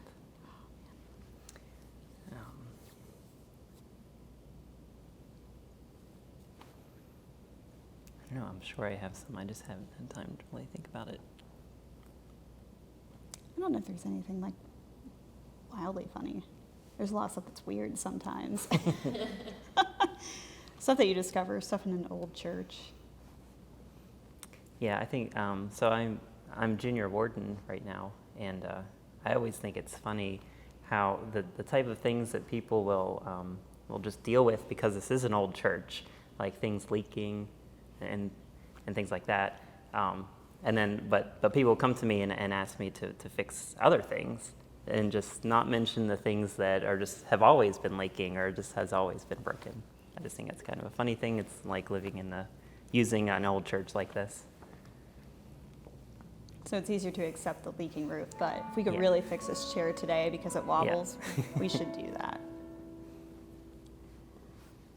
Pretty much answered. Like, I don't want you to have to repeat anything. So a lot of stuff you said pretty much already answered some of the other ones. So if you really just have anything else you want to say, like you can just say whatever. Freeform. Freeform.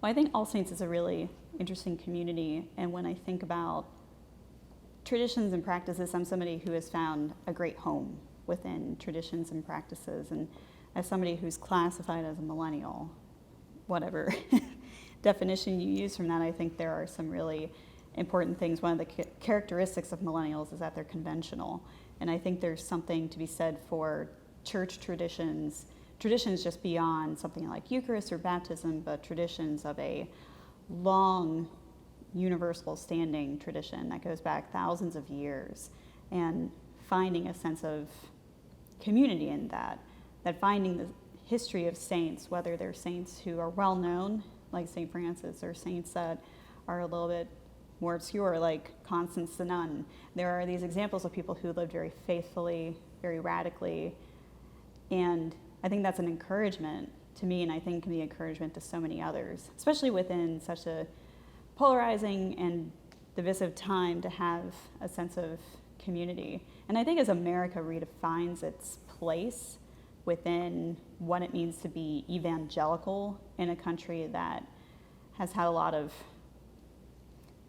tumultuous kind of history of Christianity, I think that there's a significance to redefining what that means and making the altar, making the church accessible to people. So as I look at the Episcopal Church and I see some of the things that they're doing, I'm really encouraged by their mission and their vision, and I hope that people take heart in that effort, that the church is changing, but it's not going away. One of my favorite pieces of the Nicene Creed is the statement, "And his kingdom shall never end." There is this sense that there is a promise, a sense that we shouldn't be fearful, but trusting and faithful and moving forward and seeking that compassion to a community that is hurting in a lot of ways. And so I think that All Saints tries to reach out and address those needs and kind of wrap ourselves around our community, whatever is taking place, whether it's here or whether it's on the other side of the globe.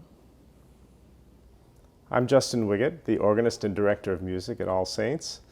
I started playing here in 2005, February 20th, 2005, and David Pettit and I, who was 13 at the time, we shared the bench for about 6 months until I transferred colleges, and that landed me closer to home. So then at that point I started playing every week.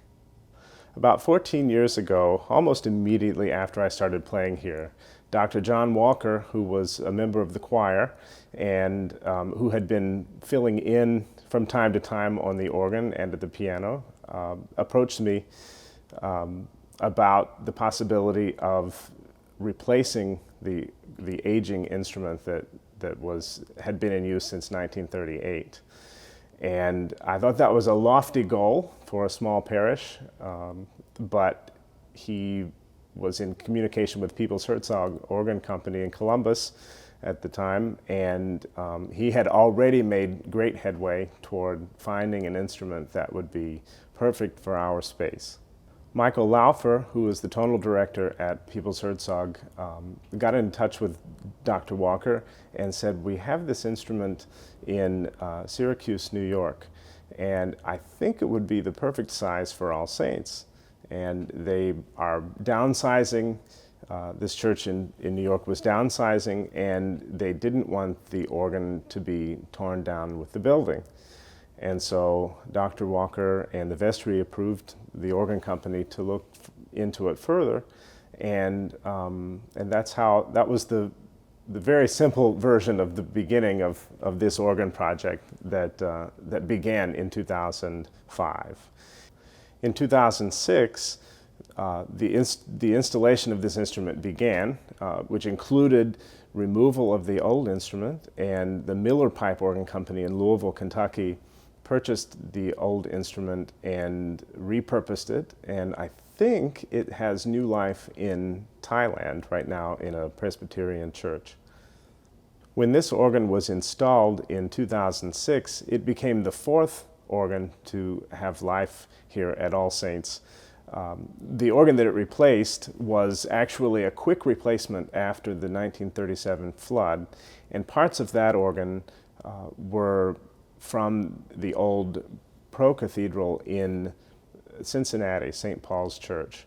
And it was only a very small portion of that instrument that eventually landed at All Saints in the Pilcher organ that we enjoyed until 2005. In 2013, the church purchased the Steinway 7-foot semi-grand piano that you enjoy on Sunday morning. The great acoustics and the excellent organ and piano make All Saints the perfect choice as a venue for concerts for both community groups and university groups. Based on written history, we know that All Saints has enjoyed the presence of a vested choir since the late 1800s. The All Saints choir consists of around 12 people, give or take 3 or 4, from week to week. And it's an extremely dedicated group of talented musicians who volunteer their time to give All Saints the type of service that happens in most churches in the Anglican tradition. Oh my. Well, I came here in 1948, and I had been in England until I was 16, and my mom and dad brought me over. And anyway, it was a lot different than I was used to. I mean, different, not really different as far as the ceremony goes, but you know, coming from, I went to an Episcopal church in England, well, it was Church of England at that time. It still is. But I didn't know anybody.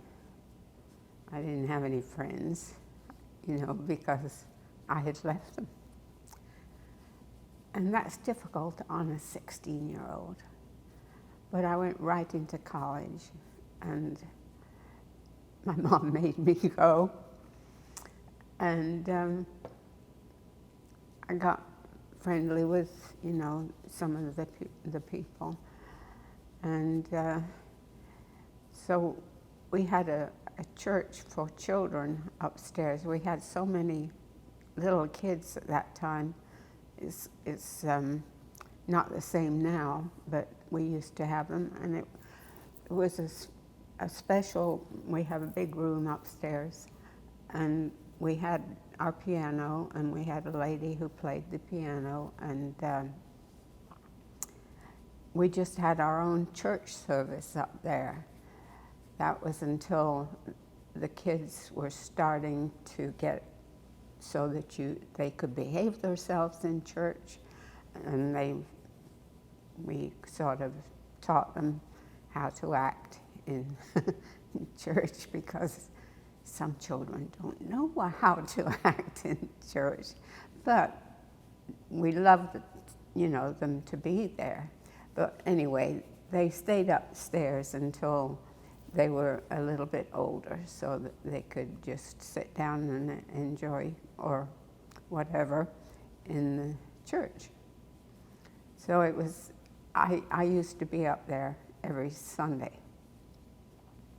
So until a few years after I'd been here, then I didn't have to do that anymore, because my children, after I'd had them, went to, you know, came down to big church. So it was a happy time, because I love kids, and I enjoyed that very much. Of course, I didn't get to come down that often, although at that time we were just having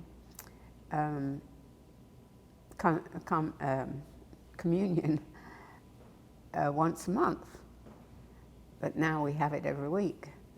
So, but that was a happy time for me. Then as my kids got older,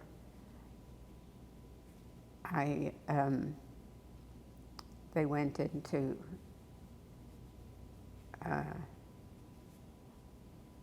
Cairo. And Cairo, this was a long time after that, because they were older kids. My husband at that time was a chemistry teacher over at PHS. And so it was mostly his students that we had. But we used to have every Sunday night, it would be a social for my mom looked after my little kids, and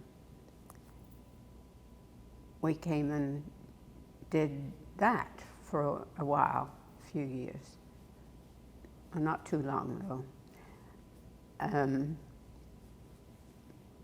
I think Kenny got that maybe he was he'd had enough kids all day, because he had a lot. He had all the chemistry students, every chemistry, and that time they had a lot more kids over at PHS, and that was another happy time. So because we enjoyed being with the kids, they had a shuffleboard, 2 shuffleboards in there, in the gym, in the, you know, just where you've been, and the Guild Hall. And they used to play that, and they'd do a lot of talking, and that was a good time too. So I've had lots of good times here. What does this church mean to you? This is my second home. And I'm going to be, I'm sorry, I'm too emotional. You're fine, you're fine. And it means more right now, because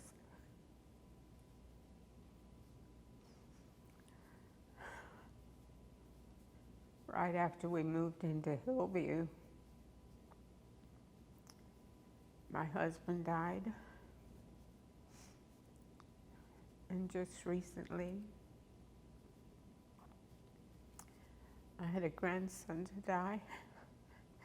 So it's someplace that I want to come. My husband's buried in our columbarium back there in back of the church. So I come and talk to him every Sunday morning.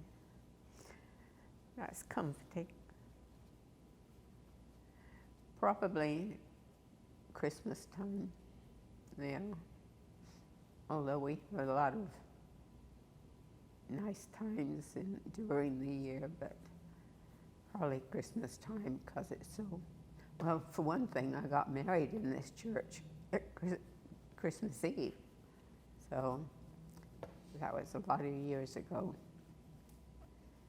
My mom and dad were both in the choir. And I thought that was enough for the same family when I was younger, because I did other things. But we have one of the most favorite things I think that happened in our church was I think it was in September or October, we had a smorgasbord. And it was very popular with people in Ohio, in Portsmouth. I mean, we always had a full house, and one of the things that always drew them here, I think, was we'd have a salmon on a wooden piece of wood, and it would be this big. I mean, it was a huge, every salmon that would, every year, because you had to serve a lot of people. But we always had some other meat, usually steak. But anyway, that's I think that's one of the things that I enjoyed doing, because we'd work. It was a lot of work when you had, so many people coming in. We worked for days, but we had a very good time, and we did that for many years. I can't recall how many, but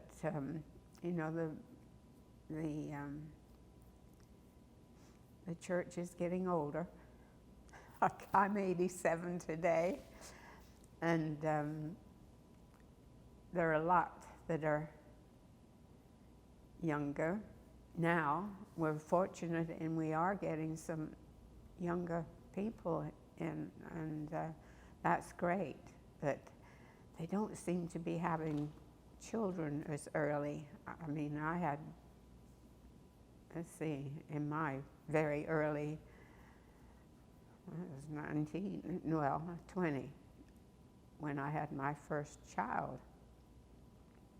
My kids, it's 31 and 33, and they're having kids now. Well, I like the fact that I grew up with mine. But, nowadays, I feel sorry for these kids because they have to have 2 salaries going in, and I don't know how they, we didn't get much money when we were working, but I'm afraid some kids want things, like it took 30 years for us to get 2 cars or something, a home, but nowadays they want it right now. The priest who married us, I called him when my daughter was getting married.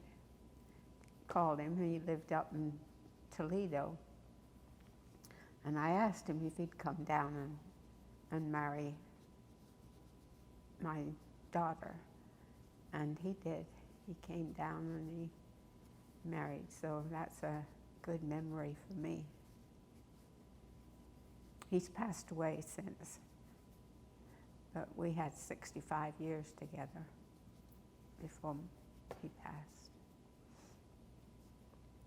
And yeah, that was a good memory to have him come down all the way from Toledo to Do you remember his marry. name? Larry Hall. Everyone that's, in fact, it's, mine. It's amazing how they used to have this decorated, because how they did it, I don't know. Probably my dad, who was always up on some ladder around here doing something, but right in the middle of the ceiling here, they would have this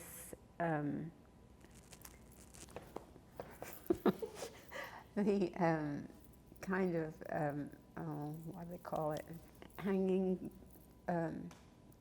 like Christmas wreath type stuff, and it would be coming from the middle and down to each of these posts around here, and it was so pretty. And then we had lots of greenery, and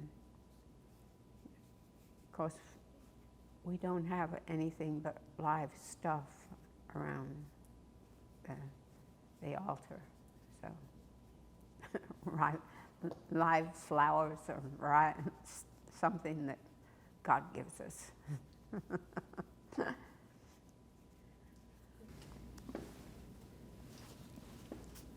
Well, this story has no connection with All Saints Church, but it's such a funny story. I asked the girls if I could tell it, and they gave me permission. This also is something that happens in a church, and it's about Marvin. Marvin was in the hospital on his deathbed. The family called Marvin's preacher to be with him in his final moments. As the preacher stood by the bed, Marvin's condition seemed to deteriorate, and Marvin motioned for someone to quickly pass him a pen and paper. But Marvin was struggling. He couldn't talk, and he was flailing with his hands, and it was obvious that he wasn't going to be around long. Before he had a chance to read the note, before the preacher had a chance to read the note, Marvin died. The preacher felt that now wasn't the right time to read it, and so he just put the note in his jacket pocket. Now they're now at the funeral, and the preacher just happens to think of this note that he had in his coat pocket, and he pulled it out. It was at the funeral, while he was speaking, that the preacher suddenly remembered the note. Reaching deep into his jacket pocket, he pulled out a piece of paper. The preacher said, "And you know what?" He's telling this to the congregation. "And you know what? I suddenly remembered that right before Marvin passed away, he handed me a note." Knowing Marvin, I'm not sure he wrote something, I am sure that he wrote something inspiring and very important, because these would be his last words on earth. Then the preacher unfolded the note and read the note to the congregation. The note said, "You're standing on my oxygen tube."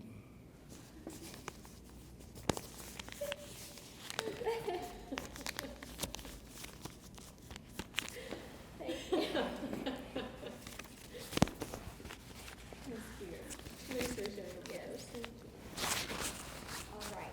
So if you wouldn't mind just stating your name and how long you've been coming to All Saints. My name is Jack G. I've been coming to All Saints since 1950. So That's what, 68 years. So in all that time that you've been here, what has been your favorite memory? Well, I think I'll always remember the man that was rector here at All Saints. Well, I'll remember all of our rectors, but a man that I think convinced me to become an Episcopalian was the rector here in 1950, Laurie Hall. He was an Englishman and definitely had an English accent, and the people here at All Saints loved the man. I think he came here in 1948 and I left about 1952. But he, I think, probably was more responsible than anyone else for my becoming confirmed Episcopalian.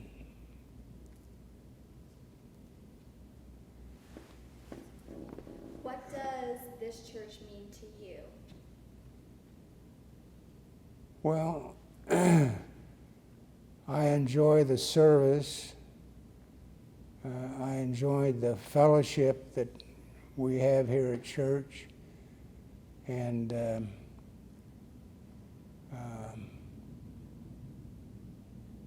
my wife and I were married in Christ Church in Cincinnati in 1947. And we came to Portsmouth in 1950. And at that time, one of the most prominent, active families in the life of Christ Church was a Walling family. Betty Walling was our choir director. Her husband, Stogie Walling, I'm pretty sure was senior warden, and Pat McKinney, who is now in our congregation, is the daughter of Betty Walling.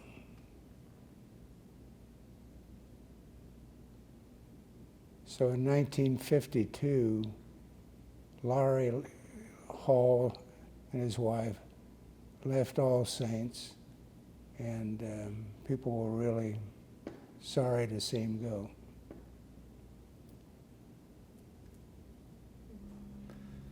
I'm Michael Lee Daly, and this is my wife, Vicki Daly. And I became a member of this church when I was 2 years old. So, 1955. We moved from West Virginia to actually Beaver, Ohio. And Mom and we were Episcopalians in the previous town, so we became Episcopalians. So we lived in Beaver, so we decided to come this direction instead of going to Chillicothe. And I always tell people I used to crawl on these floors and clean underneath the pews when I was a little baby. So I was baptized actually in Point Pleasant, West Virginia, but I was confirmed at All Saints in 1965. On June 23rd. June 23rd, that's correct. I was the acolyte master. I was an acolyte, then switched over to acolyte master, and been that ever since.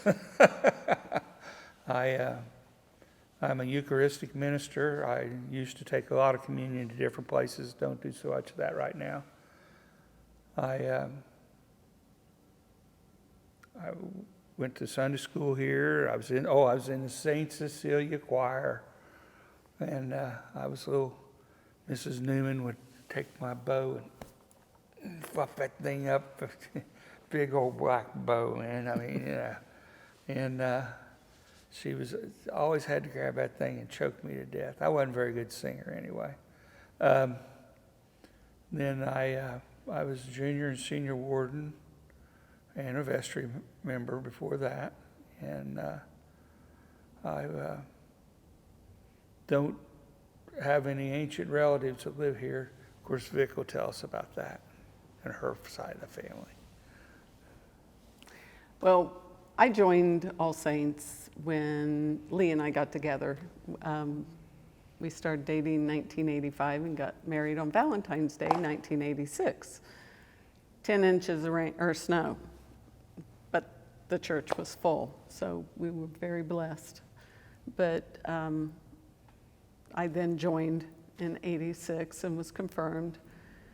The history that Lee was talking about was, at one point I was director of Christian Ed here, and we had received a phone call asking to look up somebody's baptismal records. So I did, and come to find out that my paternal grandfather was this child's godfather. So I looked up his confirmation date, which was 1894. He was baptized in 1885, but my daughter Rachel was getting ready to be baptized in 1993. So she postponed it a year and was baptized on the 100th anniversary year of my grandfather's confirmation here, or not baptized, but confirmed.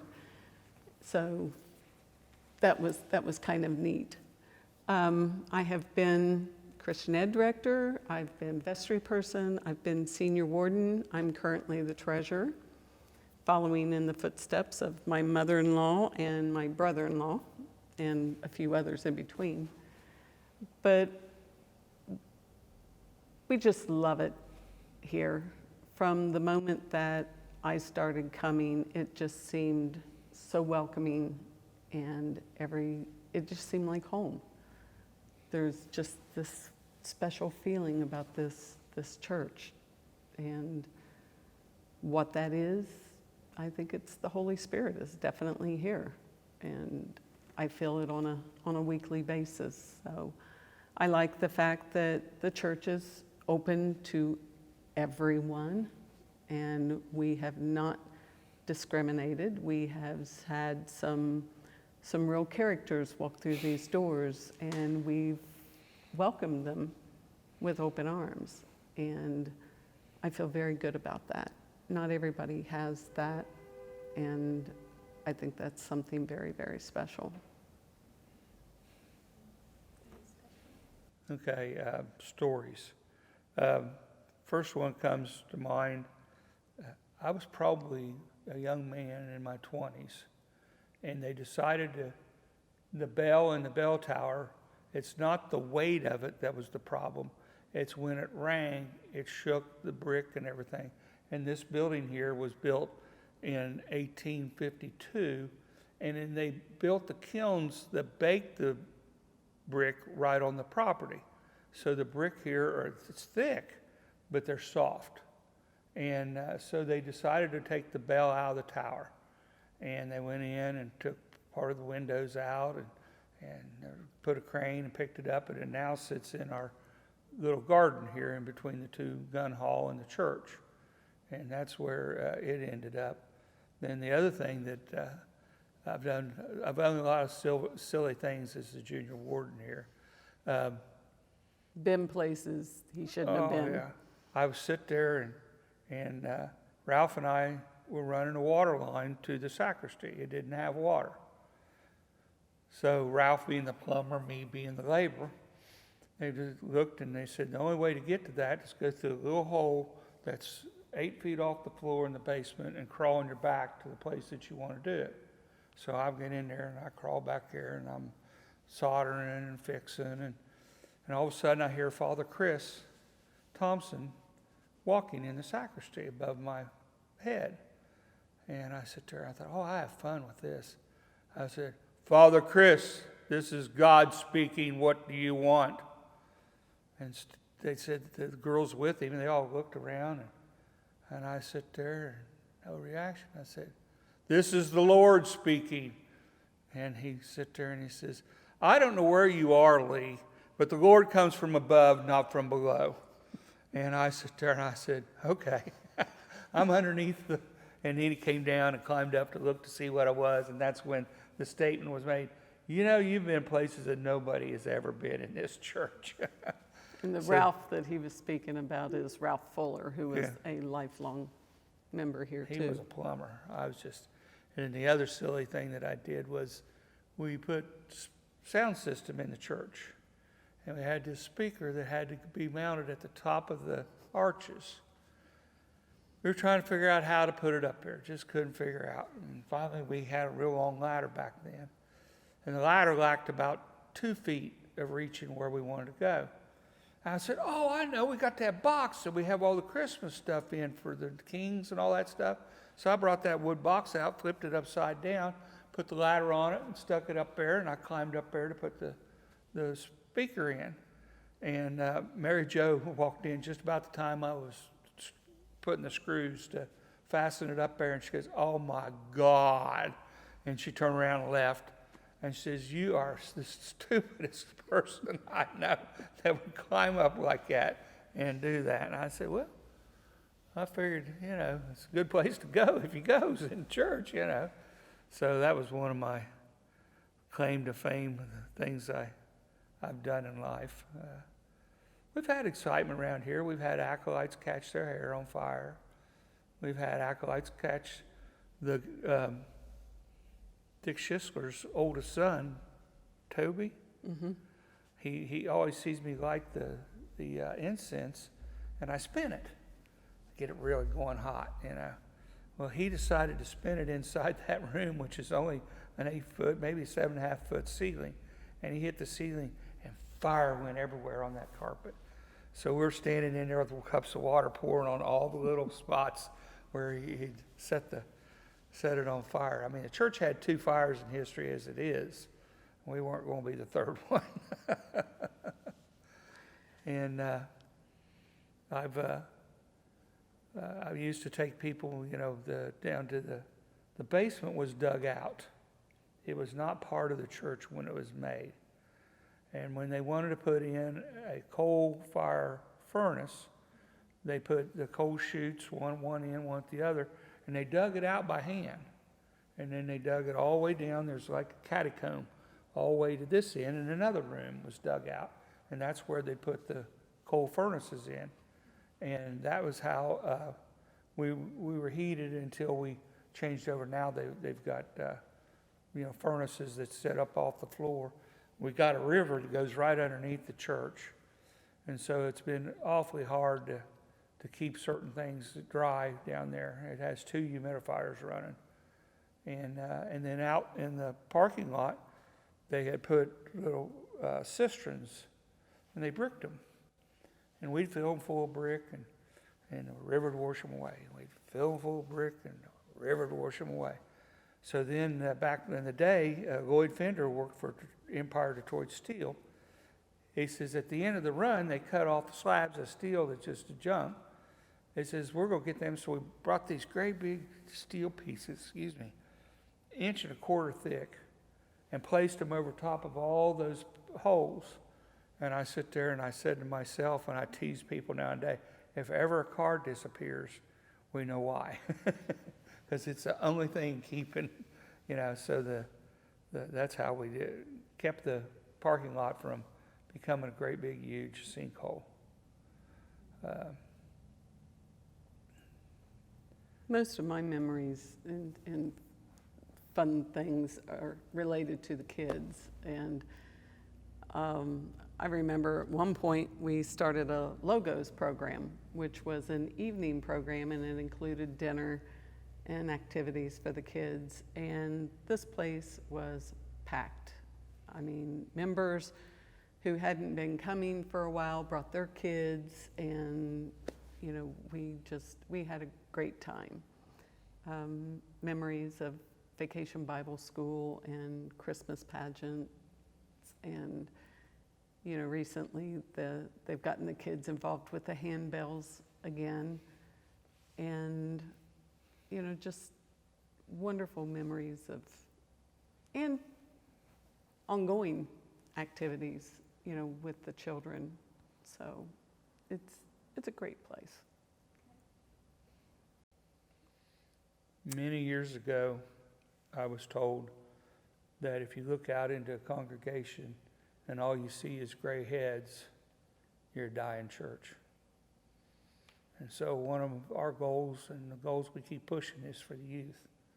We need the kids, the future, and the stuff to make it go on through history. You were asking in 10 years and 25 years, what would I like to see? I'd like to see me sitting in my pew still. If possible. He may not know what's going on, but he would like to be. But the church has an awful lot to offer, and at the moment we have a priest that's just so tender-hearted and good guy, and I can't understand why these people don't realize that what we've got here. And it's hard to get it out into the public, but it's slowly happening. But boy, it's slow. It's amazing to me because having been here since '86 and looking out at the congregation, there are so many new faces. And I just love that because there are young couples and there's some older couples and everything in between. And I would just like to see the church continue to grow and for the families to come and to get involved, and for this church to continue to be offering our space to the groups in the community that are in need of it. And that's not limited to just, you know, the AA or NA groups. It's to any group that's in need of a space. Not everybody is able to offer that. And we're proud to do that. And I would just like to see that continue and that continue to grow.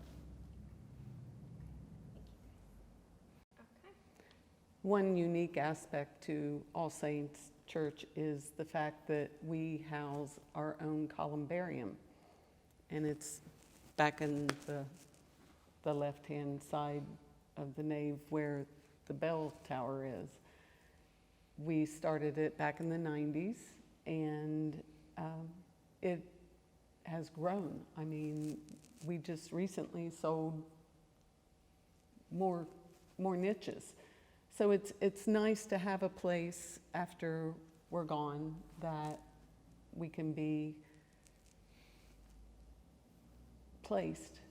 And I figure, well, that's one way I'll get my kids back in here with them living out of town.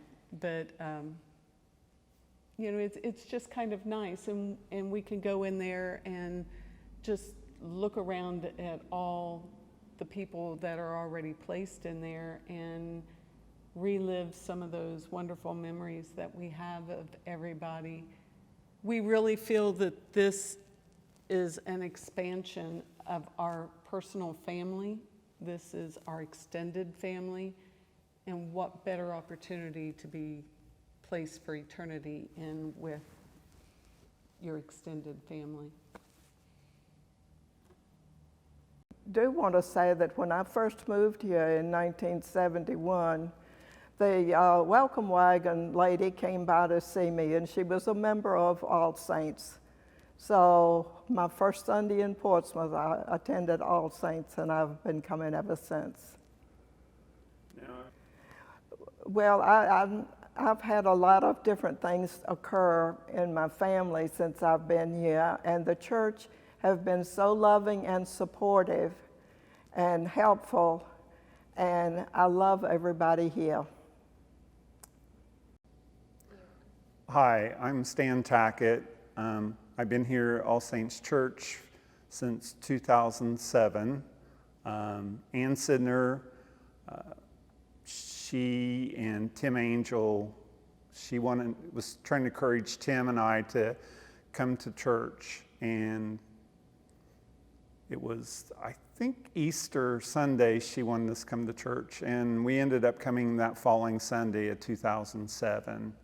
And then also Sammy Malt, her grandson, Tim and I are his godfathers. And Sammy's very active in the church here. Okay. Some things I've done here over the past years is I've been on vestry for 3 years. I was also junior warden for 3 years. Junior warden takes care of the grounds and the building, maintenance and all that. Then I also are currently on my first year of vestry, elected for a 3-year term. And also have done the rosary for the last couple years on Wednesday nights at 5:30. And we pray for about a half an hour, 45 minutes. And then we also, I'm head of the Altar Guild. I've been very active in the church on different committees. And what do you like about the morning service? I like the morning service because it's very structured. It's done in Rite 1. The 11 o'clock service is done in Rite 2. The 8 o'clock is doesn't have any music, and it's more solemn, and I enjoy that. I feel like I'm in touch with God a little closer. It's almost like doing the rosary. And we have communion. And I just enjoy the smells and the bells and the structure. Now, I haven't had the chance to see or to hear any of the stories or the worship that Terry has captured to include in this, this video snapshot of the life of All Saints Church early in 2019. And I'm eager to see it and to hear it. And it's about the stories, and it's about the people, and about the way that God is at work in our hearts and in our lives for the sake of the world. God loves so much that he sent his only begotten Son so that all who believe in him may not perish, but may have eternal life. I don't imagine the story of All Saints is going to change a lot, because who we are is very much who we have been for a very long time. And the cast of characters changes over generations, but the values and the ministry and the mission of this place have clearly endured for 200 years. And with you, I am eager to see what the 3rd century of All Saints Church will bring. God bless. My name is Dr. Thomas Waller. I was born on September 14, 1774, just 2 years prior to when those 13 colonies declared their independence from Britain. I was born in Stafford County, Virginia. Pardon me if I seem a bit rattled this morning. The thunderous heavens this morning and the torrential rain that I heard upon awakening this morning chilled me to my bones. I still have nightmares about the rain. But however, the rain is pivotal in why I am here this morning and in this community. And also, if you will forgive me, if I brought along some notes, as I mentioned, I'm about 224 years old, so one does get a little forgetful at times. And I also am using this opportunity to try out this new gadget. I have these bifocal lenses that a fellow countryman of mine, Benjamin Franklin, recently invented. I was but a lad when they were invented, and I saw no reason for why one would need this line in your glasses, but as the years pass, the meaning of them do become more clear. I was born in Stafford County, as I mentioned. However, I had some medical training in Bourbon County, Kentucky. That's where I met my wife, Elizabeth, and was married.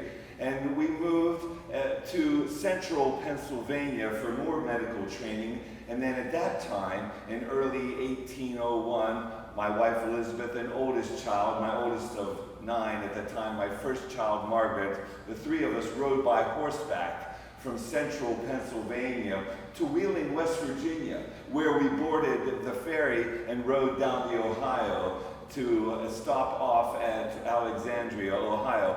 We had no intentions of staying. We stayed for the night. However, right away I noticed, as there had been much rain and flooding at that time, much sickness in the area, and they welcomed me that night readily. And so a night became a week became a month became a year, and my wife and I and young child settled in at Alexandria, and we immediately got to work helping these poor folks, and thus I became the area's first physician. After 2 short years, we found the relentless flooding of the Scioto as it enters the Ohio unbearable and unsuitable for this town of Alexandria. So in 1803, when my dear friend Henry Massey founded Portsmouth, laid that plat of land, my young family and I crossed the Scioto and up that embankment, 15 to 20 feet high embankment, and found ourselves into the Front Street area of early Portsmouth, and we settled there into this early town. My home on Front Street was a busy place. I mentioned being the first physician, so this was our town's first hospital. And it also was our town's first pharmacy, as I was the town's first pharmacist. And next to our house, we had a little building which served as the first post office of Portsmouth. Now, let me clarify, it's been said that I was the first postmaster of the area. However, I must give that credit to John Brown. He was the first postmaster in Alexandria in 1801 and held that position until 1812 when I was appointed postmaster. But when the the village of Portsmouth was thus incorporated into the city of Portsmouth, on March the 15th, 1815, I then was the first postmaster of the incorporated city of Portsmouth. So I wanted to clarify that. So as the new city was formed, this town would also need a town council. So on March 15th of 1815, the first city council was formed, and I was the first president of the first city council of Portsmouth.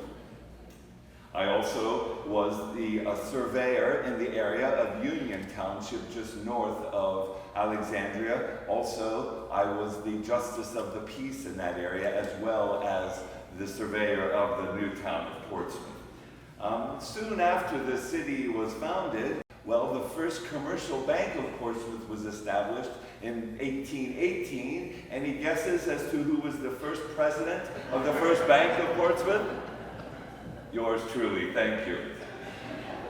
So I was also on one of the many I was one of the early county commissioners. My service began around 1810. We have no official records until 1812, but I sat upon that county commission at 1810. And I also was on one of the early school boards, and also when Southern Ohio became part of the young state in our Southern legislature, I was the first representative to Southern Ohio in the legislature. Our population in Portsmouth grew slowly. It was around 500 people, 300 to 500 people in the late teens of 17, 18, and 19. Most folks traveled down the river as we did. Some came down from Chillicothe down the trail that the father mentioned earlier, that 45-mile journey down the Scioto Trail that followed the river. I noticed the Scioto Trail is still in existence today. It's a bit wider now, I guess to allow for the horseless carriages that I see going up and down the Scioto Trail. But I noticed that that is still in existence. So this brings me to the last of my firsts here in Portsmouth. And this is why I stand here today. On June 23rd, 1819, when 179 men and women signed the letter of association for the Episcopalian Church, I became the first warden of the Episcopalian Church of Portsmouth. Interesting, 179 members in a community of just about 500. It seems at that time you were either Episcopalian, Presbyterian, or undecided. Sadly, my time as member of the Episcopalian Church and warden was short, because in 1823, well, let me read from the history, the archives of Scioto County. This was written in 1903, 100 years after I arrived. Dr. Waller was undoubtedly the most useful man in Portsmouth. Aside from his services as a physician, his advice was sought on all sides as a neighbor, friend, and good businessman. To be the family physician in the early days was a great honor. He not only cured all the family of their physical ills, but he was their father confessor, guide, counselor, and friend. 1822 and 1823 were sickly years in Portsmouth. The doctor did not spare himself in the services of his patients. And when the prevailing disease seized him in June of 1823, he did not have the strength to resist it. He died June 19, 1823, in his 49th year. His death was a shock to the community, from which it recovered after many years. He left his wife Elizabeth and 9 children. It is said that at his death he had more friends and fewer enemies than any man in the county. And of that quote, ladies and gentlemen, I am quite proud. Looking back at all my accomplishments, it seems that I truly did give my life in the service of my community, my neighbors, and my friends. God grant that we all might do the same. Thank you, and God bless us all.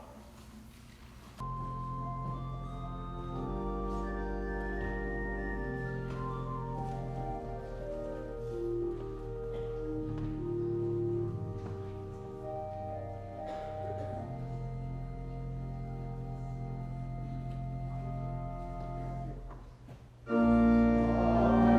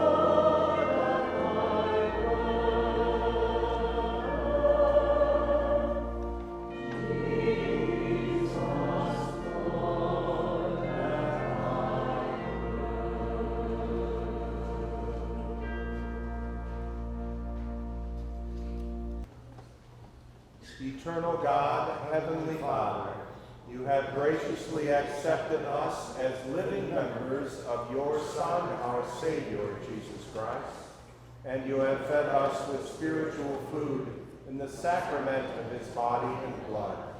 Send us now into the world in peace, and grant us strength and courage to love and serve you with gladness and singleness of heart, through Christ our Lord. Amen.